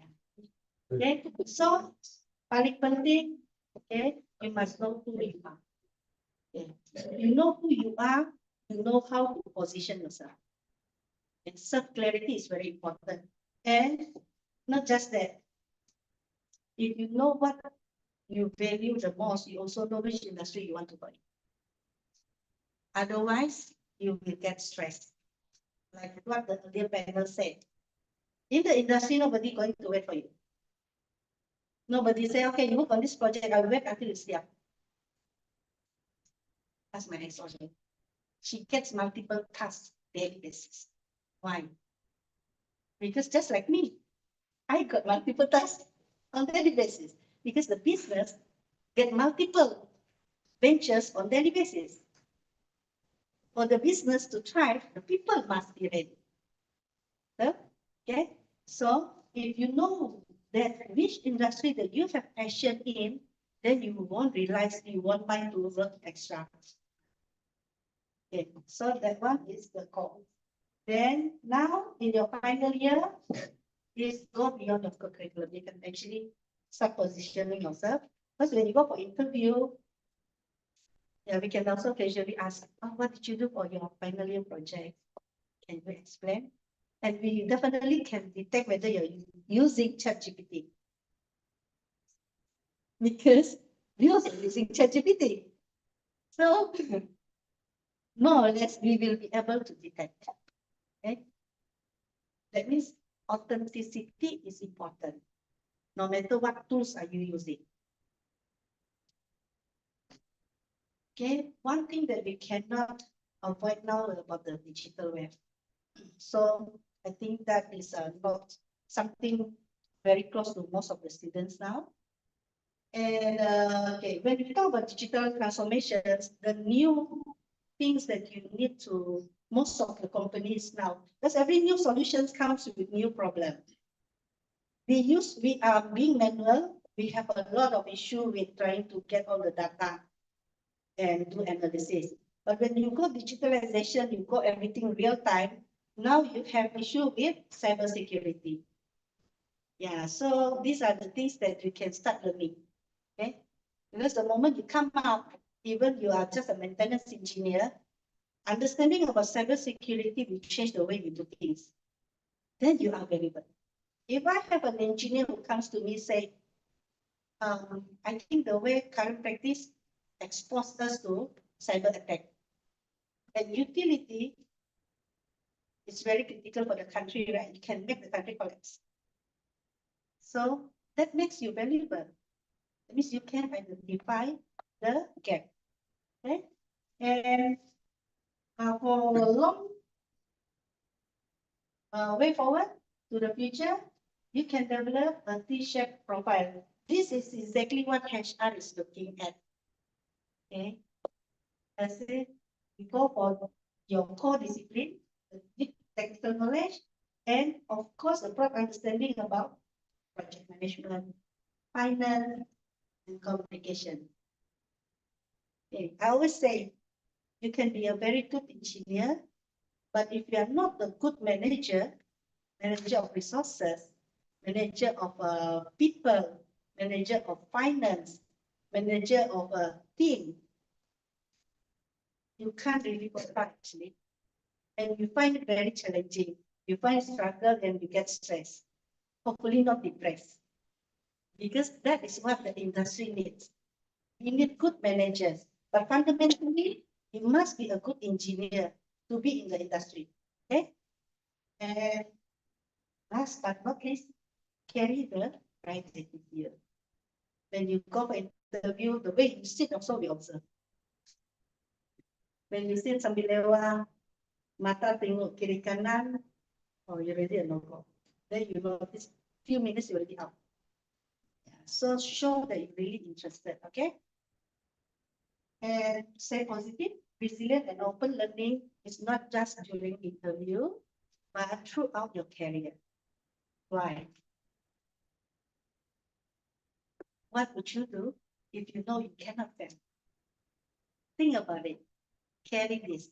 If we meet again one day, 5 years from now, 10 years from now, 20 years from now, God's will, okay? Tell me, what was your thought about this? Okay? This is my journey. Okay? This is my journey. I joined SSB Australian Engineer 2001. But before I joined SSB, upon graduation, my journey is not a bed of roses. Tidak terlampau indah. I managed to work in KFC, but I learned selling skill. I managed to work in the bookstore. I learned manage the business because I took care of few branches. Okay? Although it was redirected a few times. And when I finally landed in city, that time I really don't know what. Actually, I really not so sure because back then we did not really have siapa nama tadi? Afifah. Sharifah, yeah. Me being orang kampung, nobody get me. I only know I want to do my best. Nobody get me. So when the HR manager asked me, okay, tell me, what is your plan that will take you in? A very good question, actually very easy. So I was like, okay, I think the first 3 years I'm going to learn. I will learn. Then from there on, I will give back to the company. That is my assurance I give to the HR manager. And like that. So I only know IEEE back then, so starting courses because in the moment you go into the utility, you know that eventually the highest is electrical service engineer. Okay, under the enactment. And just recently, because of the industry is evolving, I go for certified electrical energy manager. Because then only I know how to shape the industry from the perspective of utility on energy efficiency. If I do not take that course, only hear what other people say. So I obtain that so that I can shape the industry. Okay? And then job posting, ranking barriers, and dependency. Like earlier we say, the attitude when you fail or you get rejected, the mindset. It's not about whether you get knocked down, you know. It's whether you get up. It's important. You guys know that I will manage to resign by MD. Imagine the CEO tell you, if you fail to deliver within 6 months again, would you resign? In front of everybody else. Okay. And I said, yes. I did not cry. I said, yes. I was angry. Because I knew actually what needs to be done. And I knew it's not because we have that problem, but I took responsibility. So it's the attitude, okay? Okay, do not, if you want to cry, okay, I'll go back and cry a few hours and then all right? So finally now that is my latest achievement and what is next, and let's see. Lain kali baru cerita. So what I hope to leave behind, so when you got what you want, 20 years from now, 10 years from now, remember, because life is a journey, right? You won't be forever where you are today, even like me. So you have to ask yourself, when you are gaining so much, what do you want to give back? So for myself, for 21 years, I shouldn't become a passenger in transmissions or SSB. So for 10 years, over 10 years, we improved by 99% system performance. Okay, and we struggled because our landscape is very challenging. For yang pernah berada di Sabah, especially if you over on standby managing the bad weather. So those are the things. And the people that I work with, if you see here, there's an increased number of professional engineers and certified competent engineers. Because to me, if you come and work with me in a team, I do not want you personally forget about yourself. Work never ends. You will always have tasks. You will always be busy. Never ends. But if you are in my team, I want you to think about yourself too. Okay? So we provide a conducive environment to encourage each other. You must pursue, because if one day you decide to leave, you have something with you. You have something with you. So this is the thing that I wish I actually give something back to the people that I work with. If one day they started their own company, they know they didn't, the time spent there not wasted. Okay? That's all about it. If you're curious more, okay, let's connect. And always I start to share a lot on LinkedIn, trying to reach out with good, because everyone is going through changes, and I know a lot of people quite anxious about the future, right? But if you need anything, you can actually reach out to me. I try my level best as much as possible. And thank you. Thank you so much, Malaysia. So now let's hear from our second company, Little Kitty. So please welcome Ms. Diana Kamil, a representative from Little Kitty. The company is specializing in gas detection and safety technologies. So Ms. Diana brings industry insights on engineering innovation and workplace safety solutions. I will try short. Okay. Sorry, so much time. Hi. Can I not use mic? I think I like loudness, right? Okay, my name is Diana. I'm HR. Okay, I'm not CEO, COO, CTO, or another CCC, CHRO. Okay, inshallah. Okay. Have you heard about Weekend Kiki so far? Do you have any idea what's Weekend Kiki doing? So that's okay.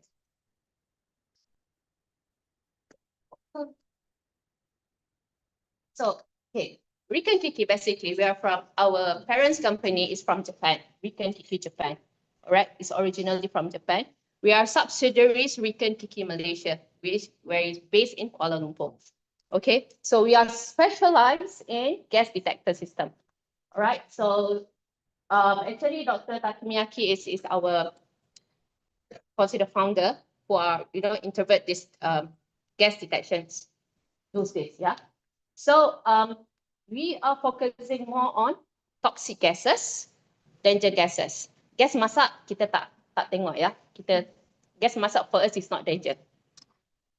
Alright, we are dealing with more than that, ammonia gases. I'm not technical people, but I cannot explain you in detail about technical this. Okay, I apologize for that. Alright. Okay, so basically in Malaysia we have 3 branches, which is our HQ in KL, Petaling Jaya at Home City. All right, our second branches is in Penang, and we have 1 branches in Sarawak. So inshallah, we are moving forward to open in Sabah itself. Okay. So what we are doing. So basically, in Malaysia, we are operating based on this practical things. Okay, this is what we call a code of conduct, whereby we do understand our people, right? Because we are dealing with hazard punya risk in the real world, okay? Melibatkan nyawa. Bukan nyawa you, tapi nyawa semua orang. Community. Okay, so safety is very, very important. So we must understand who is we are dealing. Okay, you must understand who is your colleague. You must understand what you are doing. Okay, setiap orang, bila you sudah bekerja nanti, bila you masuk, you hanya anak kecil. You akan jumpa orang yang lagi experience. You must understand their experience, appreciate their experience. Jangan aku for flight, aku pandai sudah. Tidak. Okay, you diploma holder, aku degree, aku master. Jangan pandang remeh. Okay, remember that always. Okay, but behavior. Tadi all the speakers semua cakap behavior, attitude. It's very, very important. Jujur cakap, maaf cakap. Okay, that's reality. Okay, building in the real world.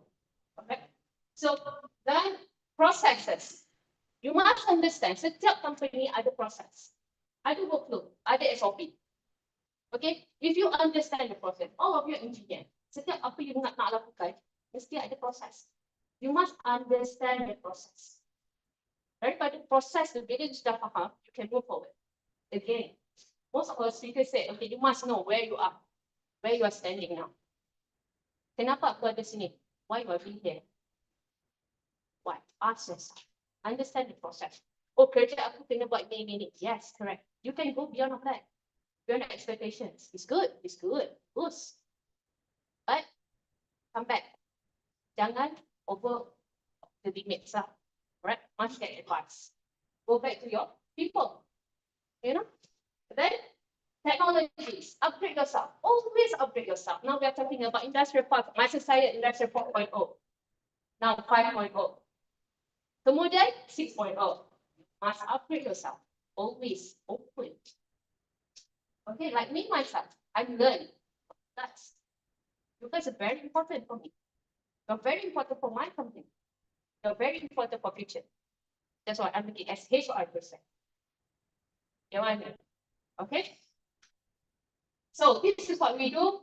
Even though you're engineer, okay, kita buat kerja daripada basic. Tarik cable, pulling cable, anywhere. We do the installation. I hope installation whatever. We do installations from beginning, from start up to this system. Because Weekend Kiki Malaysia is solution provider. We provide solutions to our client. What's the best for them? How to minimize their cost? How to minimize their risk? Our GD getting better is not cheap. Serius cakap. Satu tu baru kecil saja. Tapi harga dia 10,000. Satu saja. Okay? Satu sensor kecil saja. Ada besarnya saja. 4,000 saja. You know why? Because kita connect dengan sensitivity of cases. Nyawa kan? Kita tidak ambil remeh nyawa orang. That's what we do. Okay? So how you want to give advice for client? You want 4,000 daripada orang. How? Must get the knowledge. Correct? Knowledge boleh dapat dari mana? Sudah belajar, sudah. Betul? Daripada experience. Daripada manual book. Betul? How you want to project that? You mau 4,000, saya mau 4,000. Boleh lah, boleh ke? Di mana boleh? Correct or not? 4,000 bukan murah. Okay? So, we are specialized in this, and kalau ada troubleshoot, how you gonna advise? How you gonna advise our client? Okay, why? Right now, Region in Malaysia, we are open for internship. Why? Because I believe in this. Young people are the leaders for tomorrow. Okay? You are the driven for today's industrial change. Clear now? Agree? That's why I value you all. Okay, I want your creativity. Okay, then of course, semua company sama saja. I want orang yang ada inspiration, ada yang passionate. That's all common thing. Why? Me as HR ni lah. Kalau saya interview, what I'm looking for? I'm looking for your X factor. What is X factor? I don't know. You yourself. You and you. Soalan favorite saya dalam recruitment. Okay, one of my favorite question. Tell me, what did you look into yourself another 5 years time? Ada candidate silent, tak jawab, for flex student. I don't care. When I do filtering resume, maaf cakap ya, ini sharing ya. 4 pointer, for flex student. I letak tepi dulu. Serius cakap, 4 pointer, 3 pointer and above, I letak tepi dulu. You know why? Bila I tanya, you are very good in academic. Can you tell me, have you been exposed? What is, have you joined any social in your university? Have you joined any tournament? What sports are you doing it? Are you playing football? Kalau lelaki lah. Saya tanya dulu, serius, tahu kenapa? Oh tak, bulat buku. Teori bagus. When come into real world, hancur. Jujur cakap, there's no teamwork because I work alone. Aku hebat tak? Aku pandai. Attitude. Ya, saya HR ni, saya jujur cakap, ya, kalau saya mau recruit, itu saya pandai. Always be humble. However you are, always be humble. You must know with who you are. Stop lah sikit. Siapa ni? Siapa manager? Oh, siapa ni? Siapa ni? Stop this. Jangan stop artis saja. Alright, you must do your homework. It's very important.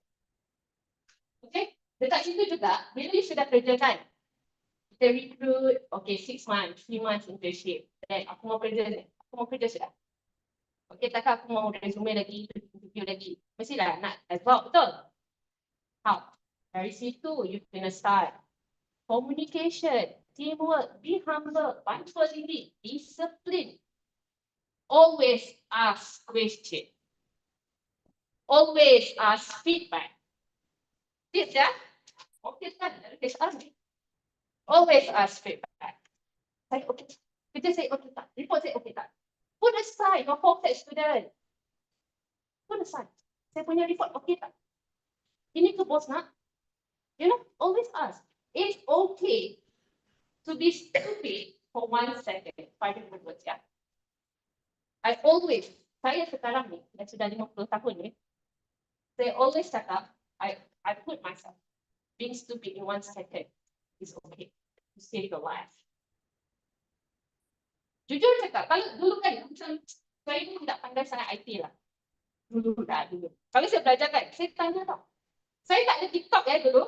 I get TikTok from my daughter. I open my account because of my daughter. Percaya tak? Ini cerita reality ni. Bila ada TikTok, saya sudah addicted sudah. Let's TikTok, you know. Sampai pada ni, enough lah mother. Oh my god. You know? Ini cerita benar. Dia tak tipu. Kalau tak dulu, ada model of the stage. Serious. Kalau you stop you buka saya punya Insta, you tengok bila last I update. Yeah. I don't rely on these social media things. How old I am lah. I'm not in your generation. But always keep up to date lah. No, I'm not updating myself. Okay? So, this is what in demand. Okay. Ini perspektif written lah. Dan juga overall punya HR perspektif. Kalau you tengok sama saja. Tadi sampai yang pun cakap semua. Technical ini you all technical kan? Engineer kan? Technical skills mesti ada. Of course. That's what you learn in university. But real world, how you want to implement in reality. Technical kena ada. Okay? Why? This is core business. That's why sebelum masuk universiti, sebelum masuk kerja, you kena tahu you nak kerja company itu untuk apa. Is it my core? Kalau bukan, jangan. Faham? Okay? And then digitalize. Okay, how far you are? Because always upskill. Industry 5.0, 6.0, and up, and so on. Correct? Always upskill inside. Right. And then problem solving. Everybody say this. Problem solving, analyzing, those kinds. Sebab apa? You have to be always use your logical thinking for problem solving. Ini masalah budak sekarang. Rely on ChatGPT. Rely on AI. Don't confuse. It's a tool. Fine, it's a tool. But how you going to use it? The real tool is your brain. Okay? Saya cakap ni, saya cakap. Okay? Communication. Okay? Don't always talk with your TikTok. Saya HR. I want to work with human. Even though written sekarang, kita orang tengah look forward into robotic, ya. Sampai saya cakap dengan saya punya bos, let's hire robot, let's buy robot. Human, susah cakap, susah bicara. No need, useless. Sorry to say. Kita mahu A dibagi B, kita mahu durian dibagi cepada. Cannot lah. Kalau robot, okay. George, I want this. Alright. I get whatever I want. I have George in office right now. We have one robot in office. No jokes. It's a trial. Okay, that's why we offer for internship right now, especially to, in this computer science engineering, AI things, we want to explore more what we can do for community. Okay? So, and then attitude. Everyone say the same thing. Attitude. Attitude is the key. Attitude, communications. Okay? Don't be too brave. Jangan berani sangat. Kalau berani kerana kerja, it's fine. Kalau berani attitude, sorry. Okay? So, second problem that I think of is soft skill. When it comes to soft skill, I don't know you agree or not, you all sangat ada masalah for soft skill. Communication betul. Susah mau cakap. Bila cakap I interview. Okay, tell you. How did you yourself in 3 years time? Engineer maybe? Of course, semua dah lagi engineer. Why is your expected then? Faham tak soalan? You get my point? You get what I'm saying right now? Engineer maybe? Semua engineer mah. Where is your expected? That's what I'm telling. That's what I'm looking for when I do my recruitment. Got it? Alright, problem solving. Okay, problem sampai. Boss, kita ada problem ni. What to do? That's it. Kalau orang datang jumpa Wan, ada masalah ni. So, what should I do? Oh my god, really? I went drama lah. I want to see how they handle the situations. Okay, kalau zaman I dulu, dictatorship, I don't care. 24 hours, settle. Or not, you're fired from the company. Masa I dulu, I tengah mengandung besar ni. Oh my god, really? Stupid, idiot, fine, jump out, fine. I'm working with Japanese. Seriously, you cannot do. Memang I cannot do. I base HR applications. I'm not non-technical, tapi I jump into project management. Gila apa?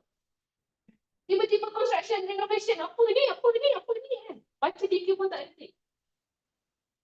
But I challenge myself. Okay? Time management. This is another critical in current reality. Kerana apa? Malam sibuk main game. Bangun lambat, oh tak payah pancit pun. Sebab nak menipu pun agak-agak. Tolong jangan menipu sangat. Okay? Nak main game, okay, fine. Fine, main game. Saya pun main game. But please, you must know your limits. Prepare yourself. Starting from now. Not tunggu kerja lah nanti. Okay? Teamwork. Again, teamwork. Everybody said the same thing. Teamwork.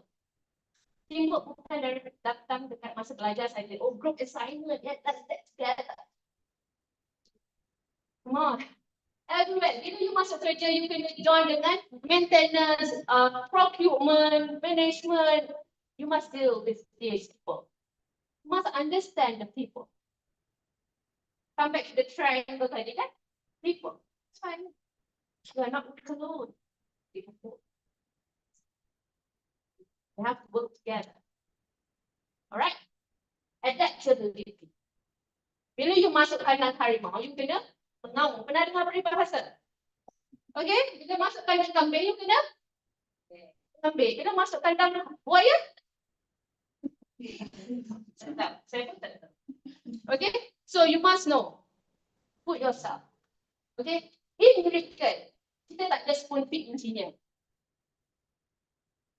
Baik. Saya tak pernah pegang gas ni. Macam mana ni? Ni mati tak nanti? Saya kata, mati tak? Kena pakai ni tak perlu tak? Puan, tak payahlah cikgu. Tak, saya tak tahu. Gas ni. Saya kena menego. Okay? Or not, I must understand what you are doing. Padahal cikgu engineer ni, tak tahu lah. Who cares? You see? So you must know, get to know, understand. Right? Work ethic, please. Work ethic is very important. Bila you masuk company, you punya manager superior, it's not your kakak, abang ipar, saudara mara, tuan anda. No. Don't address people kakak, abang, bro, sis, yo, good morning, what's up? Awas. They are not your friends. Respect sikit lah kawan. Don't kau sayang. Tak boleh sexual harassment. Oh, kakak ni cantik lah. Kakak cantik. Oh, abang handsome. Oh no. Okay. Choose your words wisely. Ini advice from kalau tak nanti dapat stretch cinta dari place okay. Awas ya. Okay. Professionalism. Kena keep your professionalism. Always bear that in mind. Cara berpakaian. Makeup. Engineer tak payah tebal-tebal sangat. No need. Engineer pergi site.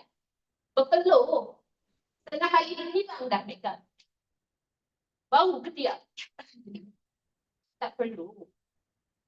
Okay. Pakai heels. Saya pernah ada engineer perempuan pergi site pakai heels. Saya tepuk daki. HR pun, you see. Sepatutnya HR I pakai blazer, pakai heels kan. Ni HR ke apa ni? Sebab ada tersenyum lah dengan in Region ya. I'm the only woman. I'm the queen. Nanti saya berkomunikasi dengan lelaki-lelaki tampan satu dan sebagainya. How I'm dealing with that. So I don't really put that. That's why I'm like this. Sorry lah. Okay? I just tak nampak. Should I wear blazer or heels? Just figure this. Okay. To that extent. Sometimes I forgot who I am. Okay. So initiative also for self-upgrading. Alright. Jangan expect HR mesti prepare untuk training. Saya jujur cakap HR, kalau staff tak datang judul saya, Puan, saya nak training ni Puan. Saya akan cakap justifications. Why you want to attend this training? Ada engineer, Puan, saya nak ikut Puan dah pergi Sabah. Nak buat apa? Kau dah kerja, nak buat apa? Saya jalan-jalan Sabah. Check. Puan pergi buat apa? Oh, I'm sick. I cakap. Kalau tak, aku malas datang. Ada sebab, ada tujuan. Okay, and adalah sebab lain. Sebab kita nak open di Sabah kan, saya kena tak buat survey sikit. Alright. So, my personal advice saya dah cakap lah tadi. How you want to show your X factor. Again, tadi all speaker cakap benda yang sama. You must do your research. You must know Sabah Electric ni buat apa, siapa CEO dia, siapa ni. The best part, kalau you boleh dapatkan dia punya financial report, marvelous. You know what? Kat situ you boleh negotiate dia punya salary. My second favorite question, why do you expect this salary? Can you sell yourself to me? Can you justify? Why should I pay you this much? I tak suka tanya what's your last project. Sebab dia cerita apa I tak tahu. I bukan tak itu. Dia tipu apa ada boleh I tak tahu. I don't care. I don't care your last project. I don't look into academic. Orang masuk first thing, I up into. I tengok kasut dia dulu. Jujur cakap. I tengok kasut. Why kasut? Kasut shows everything. Kasut shows your attitude, your behavior, who you are. Second, I tengok cara you duduk. Body language. Third, I tengok rambut. It's all psychology. Tak pernah expect kan? Tak pernah terfikir kan? Dapat sesi HR. Kalau berjalan interview, saya datang nak interview. Tangan dalam poket. Tolong avoid. Tolong avoid ya. Tengah tunggu. Peluk tubuh. Please don't do that. Please don't do that. Tak kisah lah you pergi interview, you pakai tie. Okay? Don't do that. Okay? Alright. So, semua sama saja. What we expect, like I told you before, we are valuing you the most. If you join intern, kalau you sanggup terbang ke KL lah, yeah, you will expose with hands-on kerja directly. Yeah, we are looking for that. And then technicalities, for technicals, you can be exposed. Okay. So if you have any question, you can drop me an email. This is my direct contact number. You can WhatsApp me. I always 24/7, but kalau malam tu saya baca saya reply besok pagi. Okay. So that's all from now. Thank you so much for this opportunity.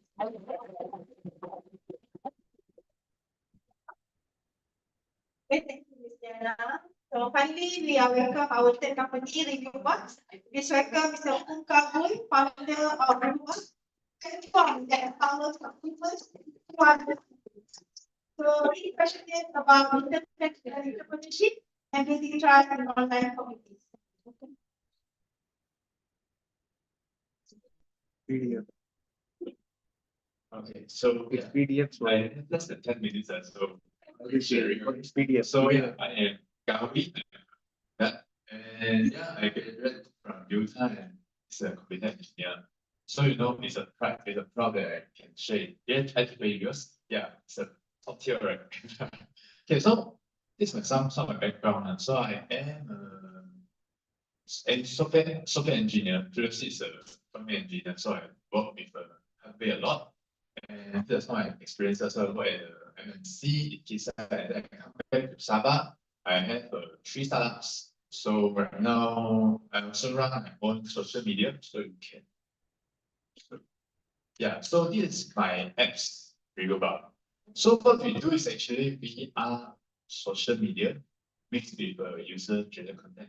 So you can download my apps, share your experience when you visit any business in Sabah or KL or anywhere in Malaysia. So this is what we do.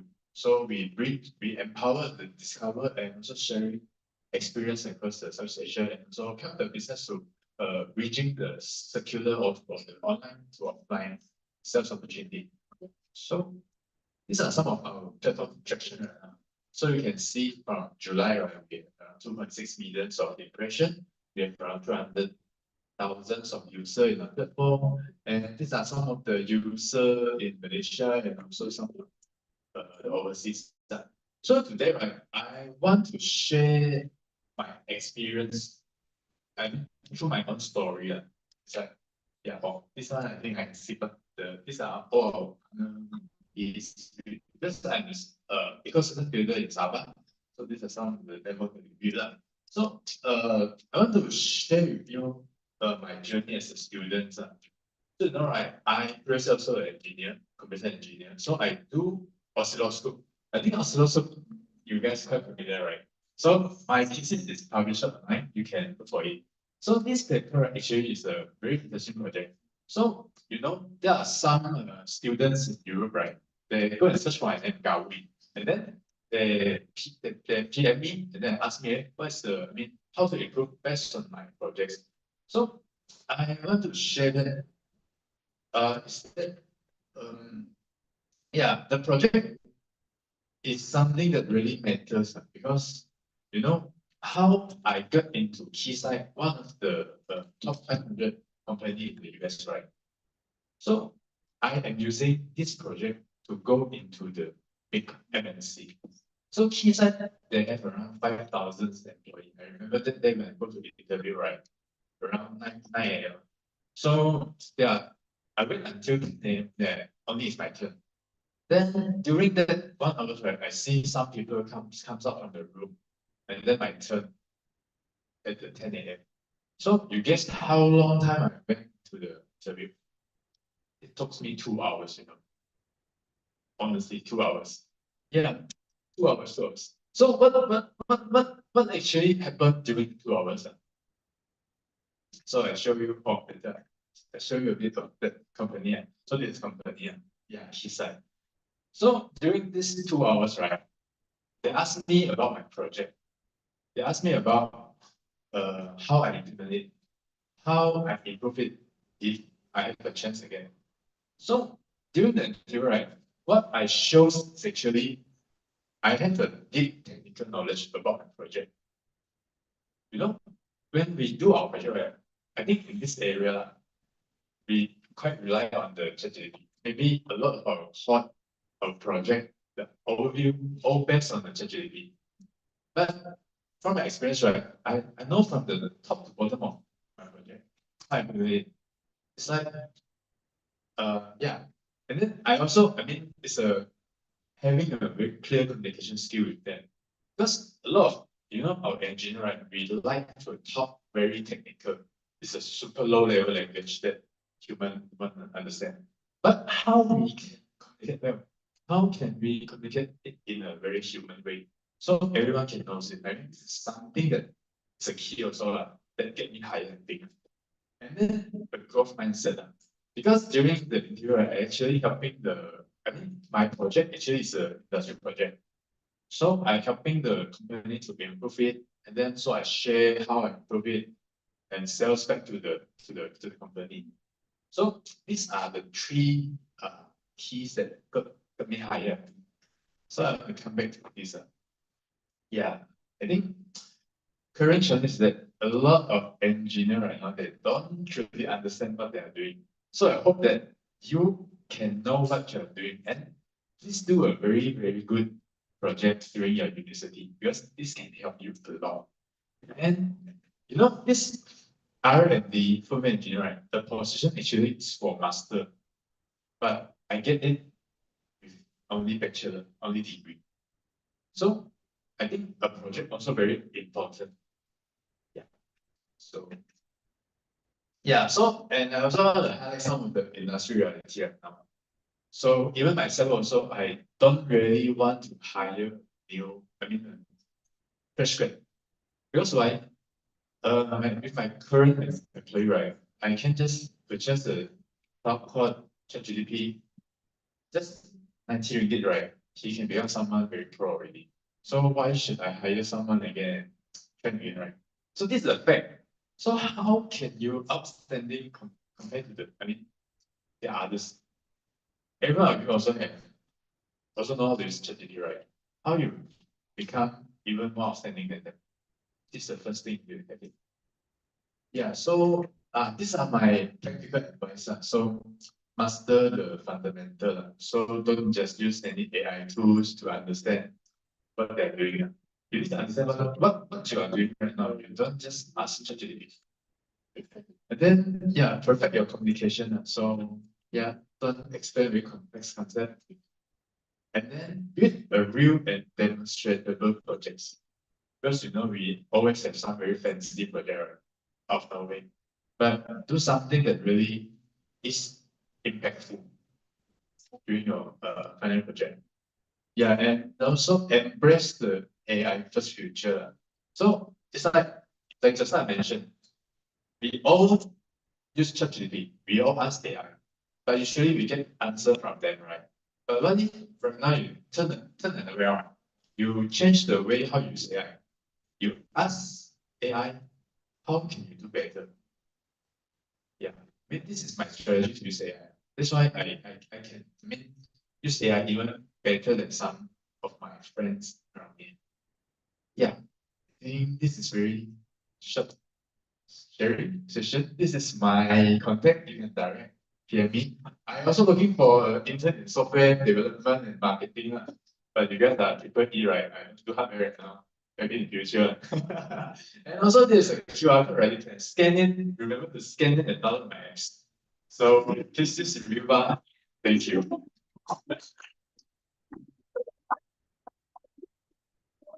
Thank you so much, Mr. Poo. Yes, you are just on time. All right. So we would like now to invite Dr. Sami to present token of appreciation to all our industry speakers. So we call up IR TS specialist from Sabah Electricity Berhad.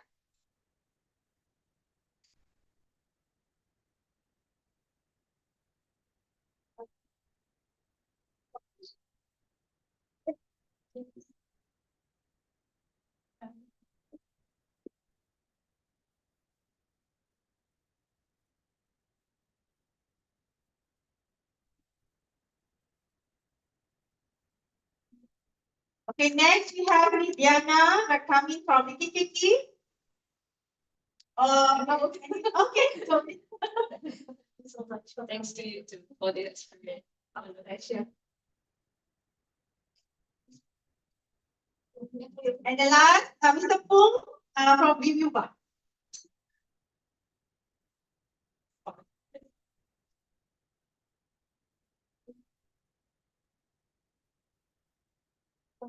Okay, thank you, Dr. Sami. Okay, now we are going to move to our last session, our roundtable dialogue session. So, can we divide, you mix around, move yourself to each of the table, and each of the table will be allocate the industry or the leaders and also the committee members. Can we start to move? It can be like around 7 of you in one table. Okay, then. And you can see on the table there is a tag there. The group number and then the topics and also the question at the back. There's the question and also the person who are going to assist you.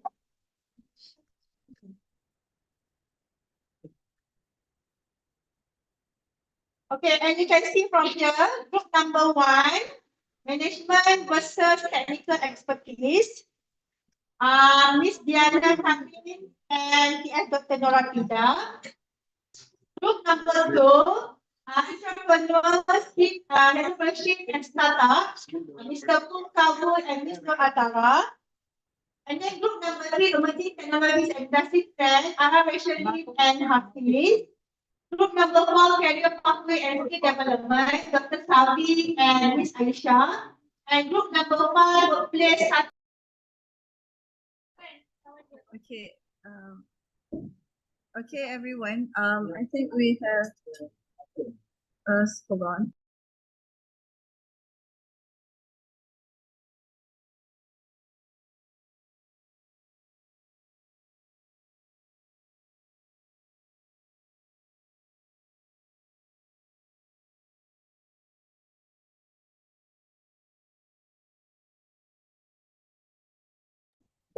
Okay, Assalamualaikum and good afternoon, everyone. So we have come to the end of the session. So I think the roundtable session, we won't have it online because we only have 11 participants.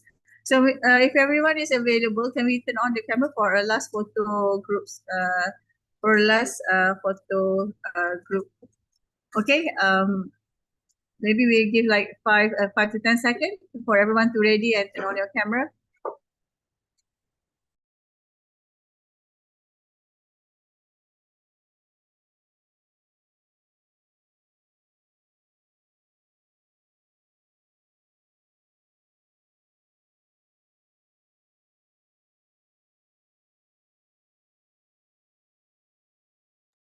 Okay, we wait for like 3 minutes more. If I hope that everyone can turn on your camera for our last photo session.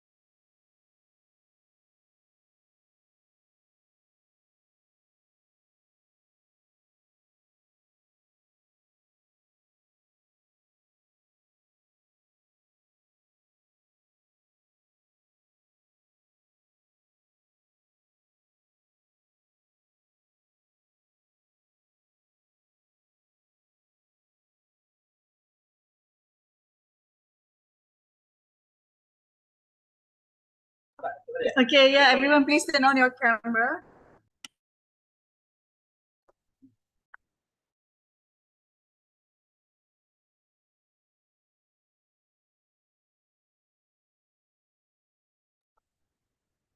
Can we have Mulyadi, Abdul Rahman, Alfonso, Ahmad Shadat, can you guys open your camera? Nazia and maybe Muhammad Rafi.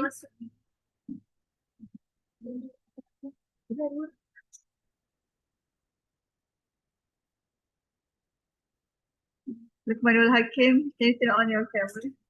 And remain seated.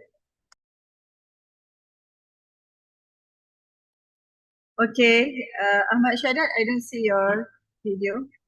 Okay, thank you very much. Okay, very good, everyone. Okay, let's yeah, give a big smile. Mana please? Okay, 1, 2, 3. Masukkan Bella.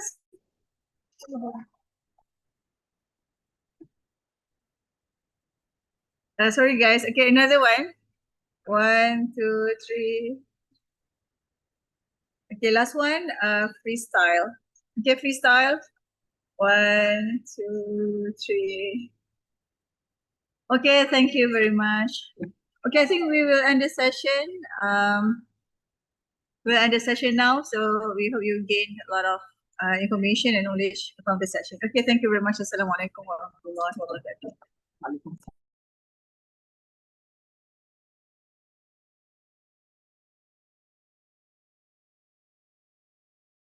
Bye.